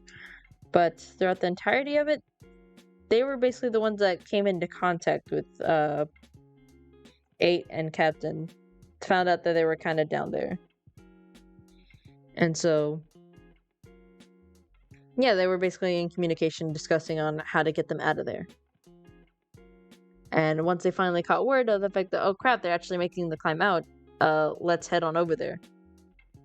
So, basics for what you need to know. Pearl is a rich kid. Oh. Yeah, a rich kid, kind of grew up loving kind of like rap, which will be shown very easily by this one picture, which actually has like direct inspirations, I think, off some rappers for both their looks. So, yeah. So, Pearl's a rapper, Marina's DJ. Pearl also comes from a rich background, while Marina comes from, funnily enough, a military background. Oh. Because if it wasn't apparent, right. I also need to explain the differences between Octolings and Inklings, because I have not explained that. Inklings have suction cups in the inwards of their hair tentacles and have a line going through their eyes connecting them both, and you typically have pointy ears. And they don't show it here. But Octolings have their suction cups outside. They don't have a line connecting there, and they have rounded ears. That is the major difference. I'm telling which is which. Other such is just kind of makeup and natural shapings of stuff. But yeah. Anyway. Marina actually used to be like a engineer of sorts for the Octarian army from before. And it was explored through Octo expansion that it wasn't, funnily enough, from the first game of the Calamari Incantation, where she just said, you know what, fuck it, I don't want to be here in the Octarian army. I kind of want to go see what the Inklings are up to. And so she essentially leaves, betraying her kind, and she was known as one of the top, like, engineers, like, built and ready for the army. Like, everyone from the army is kind of, like, brought up as to being soldiers, kind of ish. And she left all that behind, meeting Pearl, and Pearl thought she was pretty cool, especially with what Marina had going on for her, because she's had dreams of being a DJ and has sat down and worked on her skill set behind the scenes. Showed Pearl what she kind of had, and the two have been essentially together ever since, being a duo group. Pearl has also had a background of being more like rock punk kind of background with an amazing killer voice. If you couldn't tell from her looks, she can be very loud. And that comes in handy later. But yeah, so Pearl is very supportive of Marina, and Marina is very supportive of Pearl. They're a duo that support each other a lot. But yeah. So they've been making contact, getting to know, like, kind of 8 and also Captain. And it is also found out that, remember what I said, that Captain Cuttlefish is a lot wiser than, he's actually as wise as he should be. He actually does not see race at all, supposedly. He says it so himself. He actually doesn't mind that, Agent 8 is an Octoling, or doesn't mind that Marina is also an Octoling. It just, circumstances just kind of pushed both sides together. So long as, basically, by his words alone, so long as you're chill and cool with, like, and a fellow lover of the Calamari Incantation, you are not an enemy, you are a friend. As long as you like my music. As long as you like my niece's music. Yeah. By the way, his nieces are Kelly and Marie. So he's just like, so long as you like my niece's music, we are not enemy. We are friends. So yeah, and both 8 and Marina love the Calamari Incantation because it literally has in-story properties and effects. So yeah. So Off the Hook picks the 3 of them up. But new enemy approaches. So you remember the telephone, right? Him totally not being evil? Totally? Yeah. Yeah. Telephone. Don't tell me there's betrayal. Was apparently known as Commander Tartar. It's a goofy ass name. But let me explain. And let me explain without typing for a bit because it keeps interrupting everything, I swear. So Commander Tartar essentially was an AI machine built by humanity to help essentially the next species that comes up and grows to some sort of sentient level as, well, Inklings and, not Inklings, as humans. Same sentient level as humans. Basically help the future generation of what next species was up on the block. But because of how many years it's been, like tens of thousands of years, he kind of went a little off his programming and was disgusted with what came of the Inklings and Octolings, which, if you think about it in retrospect, it actually makes complete sense why he hates the Inkling and Octolings. Because remember how humanity kind of doomed itself? Yeah. So in its eyes, and it's theorized, not explicitly said. But Inklings and Octolings, mostly the Inklings, are kind of doing the same thing to the point of making a sport of it. So in its eyes, it's kind of just like, damn, they didn't learn shit. They're doing the exact same disgusting things as humanity as before. So instead, what I'm gonna do, I'm gonna create my own life form by wiping out the new one with an even newer one. Which was the point of the experiment of creating these sanitization goops of the best of the best. Essentially, logic.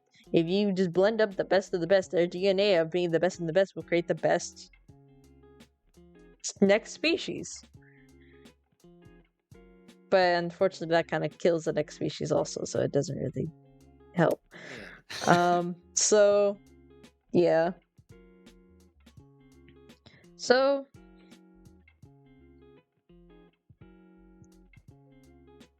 let me just write this.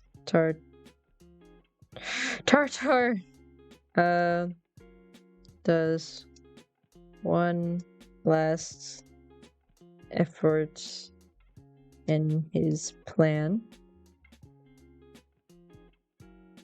to make the perfect species by lasting a ton of sanitization goop across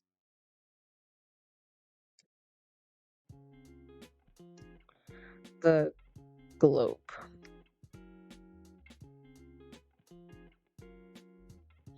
So yeah, that's essentially his plan. And the design of how he does it is also really fucking cool, which also kind of shows the epitome of humanity. Splatoon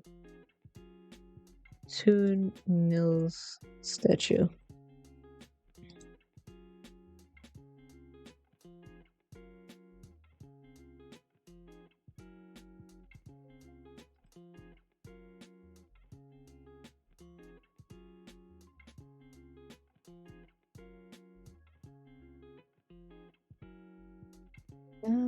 Trying to bring up photo. There we go. There we go. That is the statue. And then the eyeball, that is where Commander Tartar is. And let me see if I could pick this up.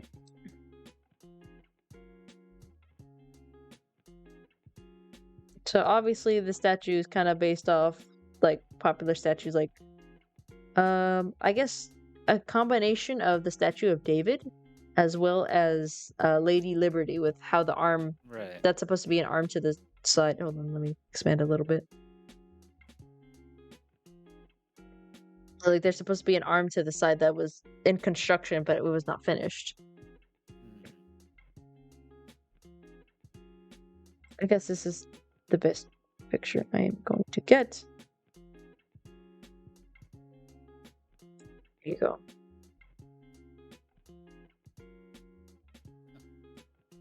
That is the sanitization beam.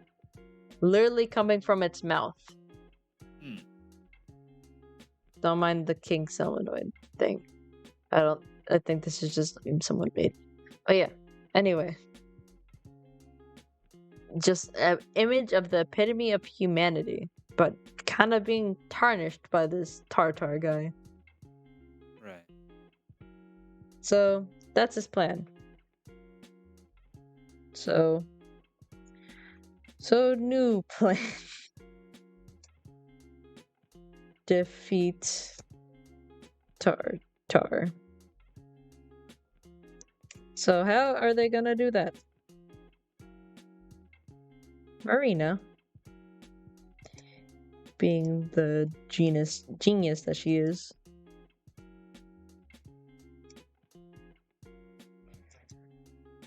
and she's good with tech, found out that the statue is being charged solarly. So cover the whole thing in ink. Simple. Let me show you the picture again. How fucking big it is. It is a statue. So inking the entire thing is gonna be a very difficult task, especially because it gave 3 minutes. It's gonna basically shoot that giant beam in 3 minutes. So, for whatever reason, Marina likes to come planned. So, luckily, Marina brought some prototype super bombs that cover a lot of area. So, plan was simple. Through timed intervals, Marina would be throwing a lot of giant super bombs that she has made by hand herself. And keep in mind, they came in by helicopter, and there was a bunch of other helicopters also following nearby. So I guess they were the ones that had the super bombs. So she throws in the super bombs in timely intervals at the statue for 8 to basically go down there and basically manually set them off. So essentially, through the span of 3 minutes, you have to cover the entire statue with ink by hitting all these bombs in timely intervals. And if you kind of fuck up, then you kind of get set back behind, and then you don't get all of them, and then the world is doomed. And especially the most hardest part, funnily enough, is not at any of the areas at the bottom, it's the face. Because of how massive the face is and how roundabout it is. And the only way you can get up there is through guardrails that they also set up. And it's very fun to do. I fucked it up my first time, I remember that. But after a few more tries, I was able to do it. It is very fun to try to speedily do that. So...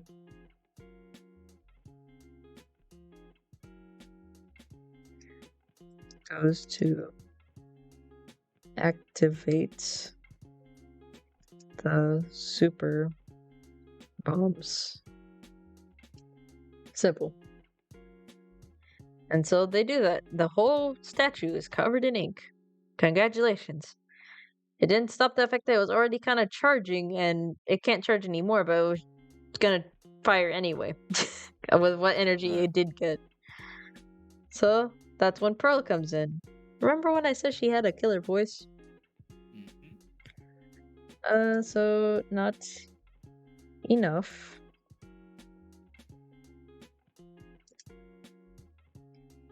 Still gonna fire. But Pearl. Well, this was already kind of stated in the plan. I kind of left it out a little bit as a little surprise.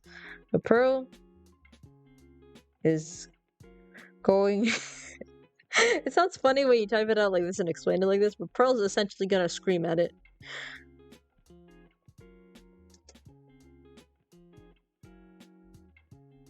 So, there's this weapon, a special weapon that you can use in battle called a killer whale.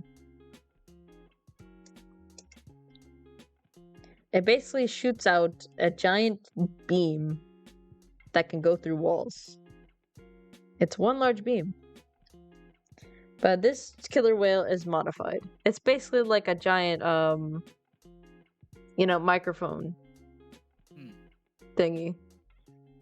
But it also uses ink in the process. It's modified, so once she kind of powers up and warms up her voice, she essentially yells at it. Right as it fires the laser, she fires back a killer whale. So it's both kind of like going back and forth, kind of like tug of war of who can push the other farther. And because, you're on the good side. Pearl wins. So Pearl's scream with the killer whale was the one that basically, I guess, shoved a bunch of ink on the inside of the statue, further killing it on the insides as well. Also killing Commander Tartar.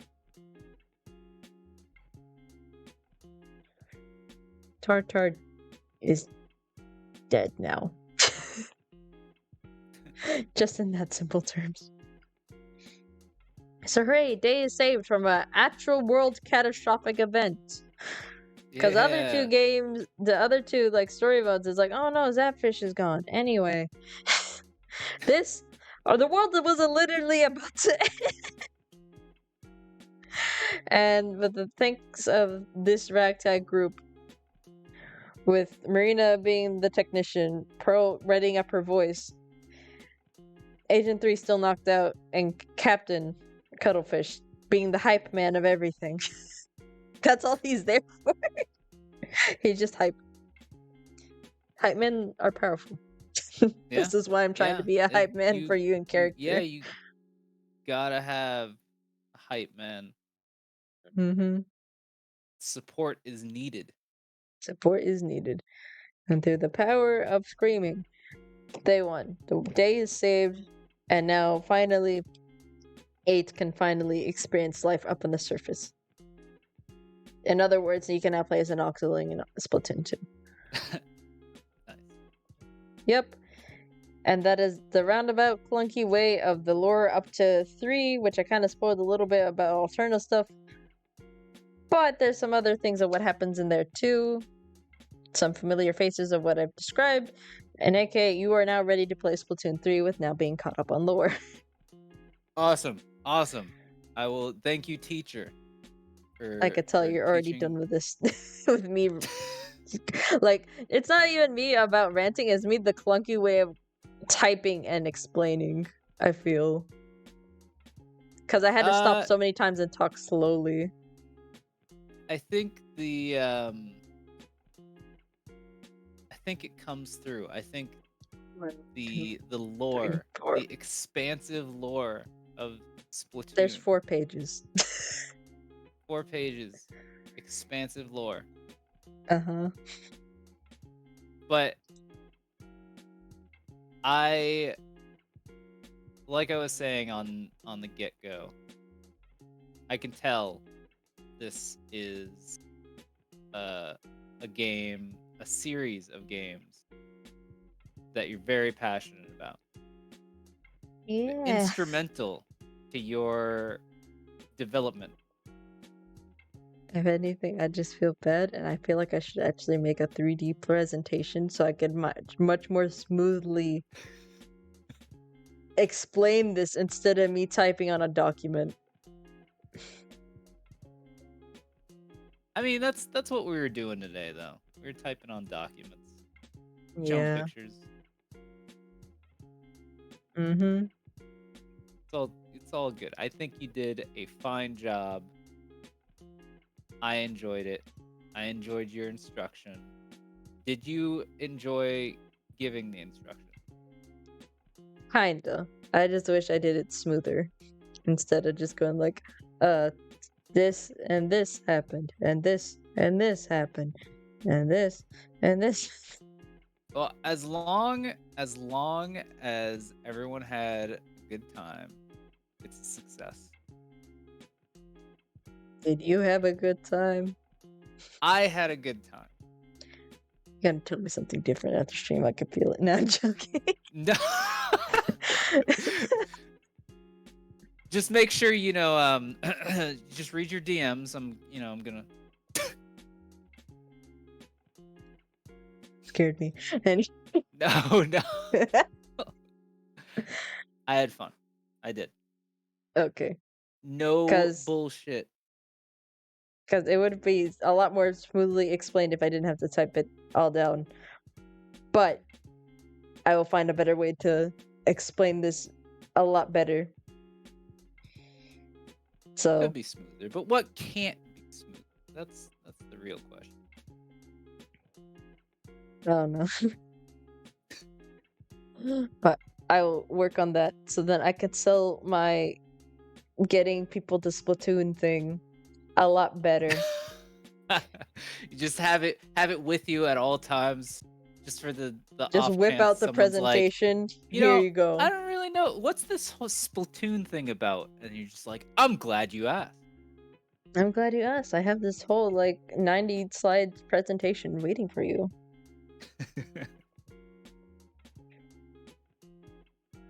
But no, I feel like I need to get on that now.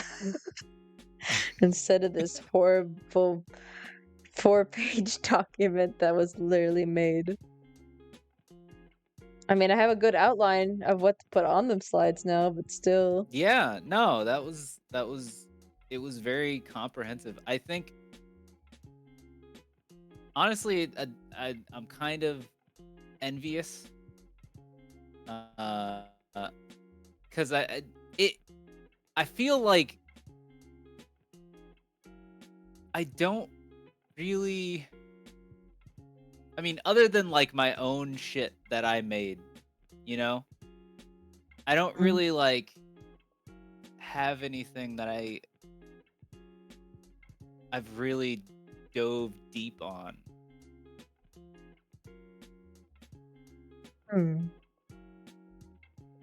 Like in terms of, game or like a story. Like there are, I've got my favorites and things like that, but like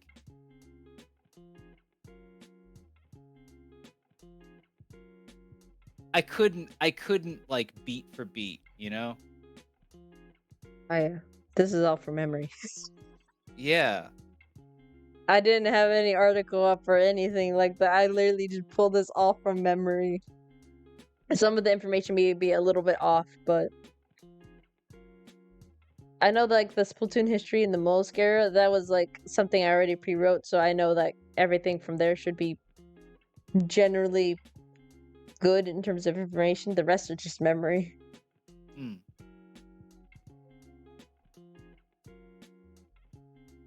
What do you think it was? What do you think it was about? I mean, aside from just like how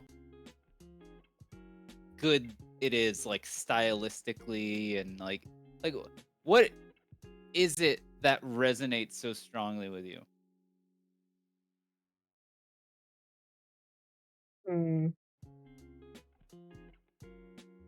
I mean, at first it was just the style of the game with all the Inklings and their dumpling heads, because their heads are not structured the same as, humans at all. They even have like bigger hands and feet,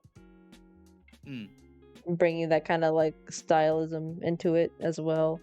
But they're again their own culture, their own brands and such. And at the time when I was younger, when I played the game, it was a lot more fun, especially because I had a lot more time than I now have. Oh yeah, dude. That is, I felt that. Yeah. So I played this as virtually as a kid, so for Splatoon 2 at least, I was into it, man. I remember the times I hated getting grounded over like grades and I couldn't participate in a Splatfest. Like, I love this game so much that I was like a part of almost every Splatfest there was. I can't remember most of them now because it's been some time.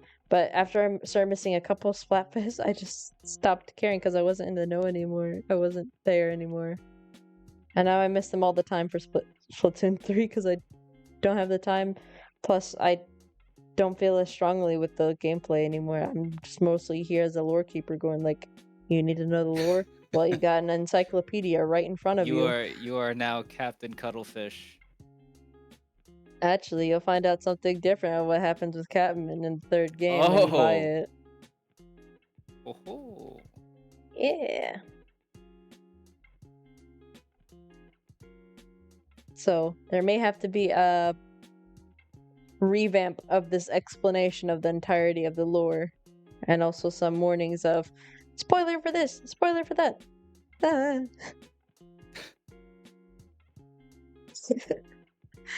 But yeah. Anyway, I like how the last thing is Tartar is dead now. Damn. That's it. That's all you need to know. He's dead. I mean, there's a lot of subtext of what Splatoon kind of describes a little bit about humanity in general. That isn't something until I found out later, because I truly fell in love with the game a lot more by Octo Expansion because it was a silly Squid Game with stakes. Things were harder. Right. There was more to it. It kind of, as from an outside perspective, because I was aware of these games as they were coming out. I just didn't have the systems that they were on. Mm-hmm. It looked like story-wise, they kind of like the expansion is where they started to really, you know, employ, you know, there was story and there was lore, but it seemed like the main focus development-wise was the multiplayer. Mm-hmm. But as the games started to kind of come into their own, you know, it looked like to me like that expansion was kind of the first time that they were like, all right, now it's time. It's time to use this lore. It's time to, you know, to tell Wanna know a funny story, thing about that? tell it. What's up? So, Splatoon 1, story mode, yeah, it was alright. A little easy. Splatoon 2 story mode, okay, this is still too easy. Come on, Nintendo. Give us something harder. Octo expansion drops. And people are like, yeah, this is what we were waiting for. Something of a harder experience, especially for the secret boss that is a part of the Octo expansion. So, funnily enough, that secret boss, because I can spoil it, because you're not going to play Splatoon 2 from my understanding, right? Yeah, probably not. We'll see. We'll see. If I'm like way into Splatoon 3, maybe I'll get that. But okay, so remember how I say it opens on an Octoling fights Agent 3? It is theorized that the PC Octoling was trying to escape Octoling society, or which is really unfortunate to meet Agent 3. I didn't mention who won or lost, because it is also theorized the fact that, well, it wasn't explicitly stated, but it's kind of hinted towards the fact that the PC Octoling and 3 kind of like were fighting, but then kind of fell down through the structure of the place breaking down, bringing them to the underground. But the secret fight is essentially you, Agent 8, Octoling, kind of trying to remember old memories of that scene of fighting Agent 3, and you have to beat Agent 3, and Agent 3 is fucking cracked. They are cracked. They have like multiple like special weapons that they use, like splashdown and other such, which you don't really get that unless you build meter. They can literally just do that on whim. They can also dodge roll, which that is an only ability added to the dually weapons. You can't do that with any other weapon, and they have a normal shooter. And their sub weapon is an auto bomb. In other words, a bomb that literally has its own little 2 legs and walks over to you. And you, as Agent 8, you only have 1 shield. So in other words, you get 2 tapped, you're out. Damn. Kind of-ish. Kinda. So, it takes a bit to, like, fully kill you, but it can also run by you really fast. So that shield kind of helps a little bit, not too much. But, like, you have to build up, like, you have to wait a little bit for it to come back. But that fight is hellish. That is, like, one of the few fights that being careful is not going to help you anywhere, because it is an enclosed environment with only, like, 2 walls in the inner square that you're in. And Agent 3 is incredibly fast. You're basically fighting a very fast veteran with cheats on. So, you have to fight very hyper aggressive to beat it. And I was so upset with that. I couldn't beat it for like a while. until I finally did. And then I started using that as a like way of practicing and getting warmed up for Splatoon matches again. I'm like, oh, I haven't played in a while. Let me get warmed up a little bit and play and fight Agent 3. Throw hands.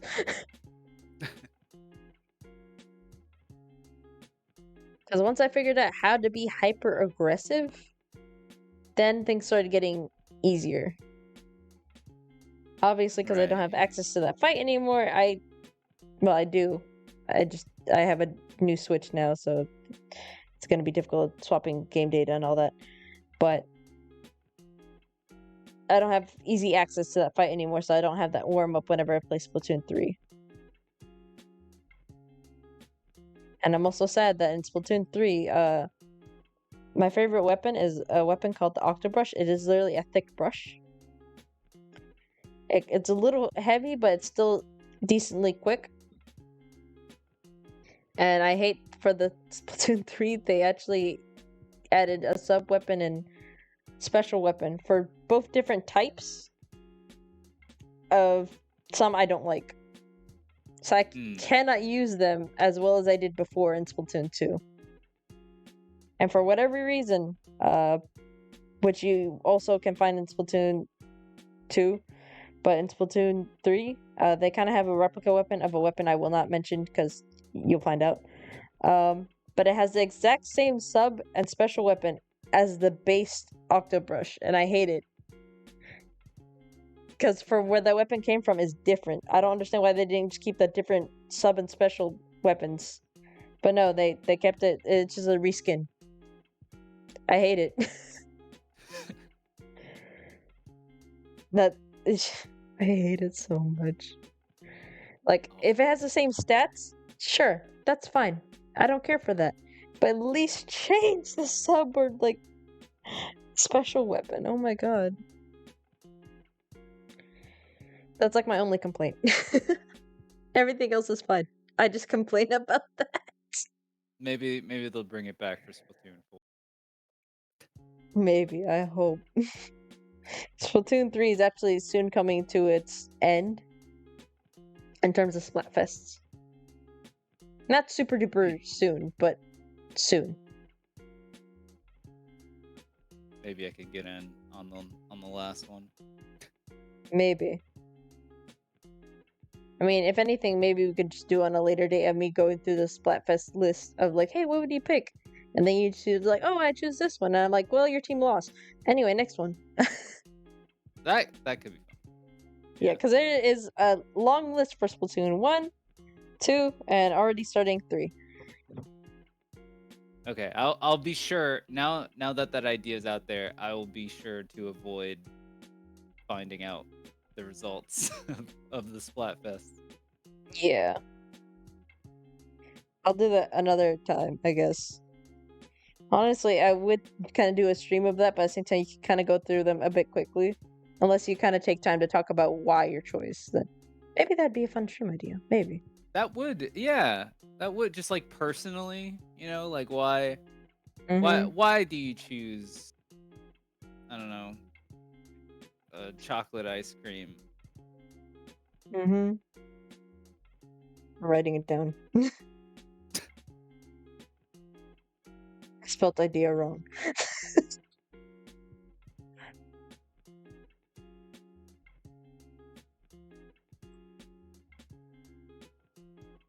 We can even do a Splatfest talk about some other person by the name of Caitlin Choi or Koi.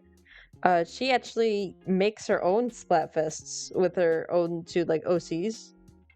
Oh, that's cool. Yeah, like she has her own two OCs that kind of announce her own Splatfest that she kind of like makes and puts a whole Splatfest community up of like, hey, we're gonna fight for these teams. Let's go, go, go. And it's great. I haven't participated yet at all. If anything, I just kind of watch from the background and even watch some of the music that she has made for her OCs or worked with people for her OCs to get music. But it's really great. I love it. There's so many creative ideas just in the Splatoon fandom as a whole, especially because of how malleable the Inklings and Octolings are when you translate them into like other characters. Like, for example, I can create like an Inkling or Octoling design of my character on the screen right now. Although I am kind of working on making a model for that, but that's a little difficult, especially because I can almost see how it would work. Yeah. Yeah. There was initially the rule in Splatoon 2, at least, but usually for the hairstyles and all that, that typically Octolings have like around 8 tentacles. Or not 8 tentacles, just like 8 limbs, you know?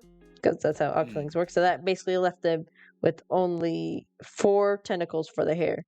And with Inklings, around 5. Because I think they have a 9 or something. Or maybe it was 10. Maybe it was 6. I think it was 6, actually. Yeah, it was 6. So yeah, 6 tentacles for the hair for Inklings and 4 for Octolings because of the whole limb theory. But I kind of threw that out with Splatoon 3, I think. So now you can just kind of do whatever because, you know, they can cut and, you know, move their hair around however they wish.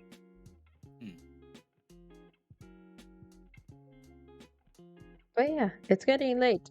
I think we should end it here. Yeah, that's probably a good place. Yeah, and I'll make a better presentation of this later. It's just gonna be a Splatoon day one day. It's just nothing but Splatoon. My favorite day. Splatoon day. Yeah, and I'm totally not going off the thing. It's coming. It's coming. Bye. Bye. Return to your home planet. One day. One day. That is the end of it. I'm just gonna put myself up on the screen. Yep. Bye. Gonna go back out. I kind of delayed for you, isn't it? you standing next to the document, just like arms like this. Yep. This. I mean, it's space. I can basically put myself wherever I wish, so. Oh yeah, I'm gonna need to, when I get a model, a mittens model. We'll talk about that after stream. Anyway. Yeah. Bye. Good night.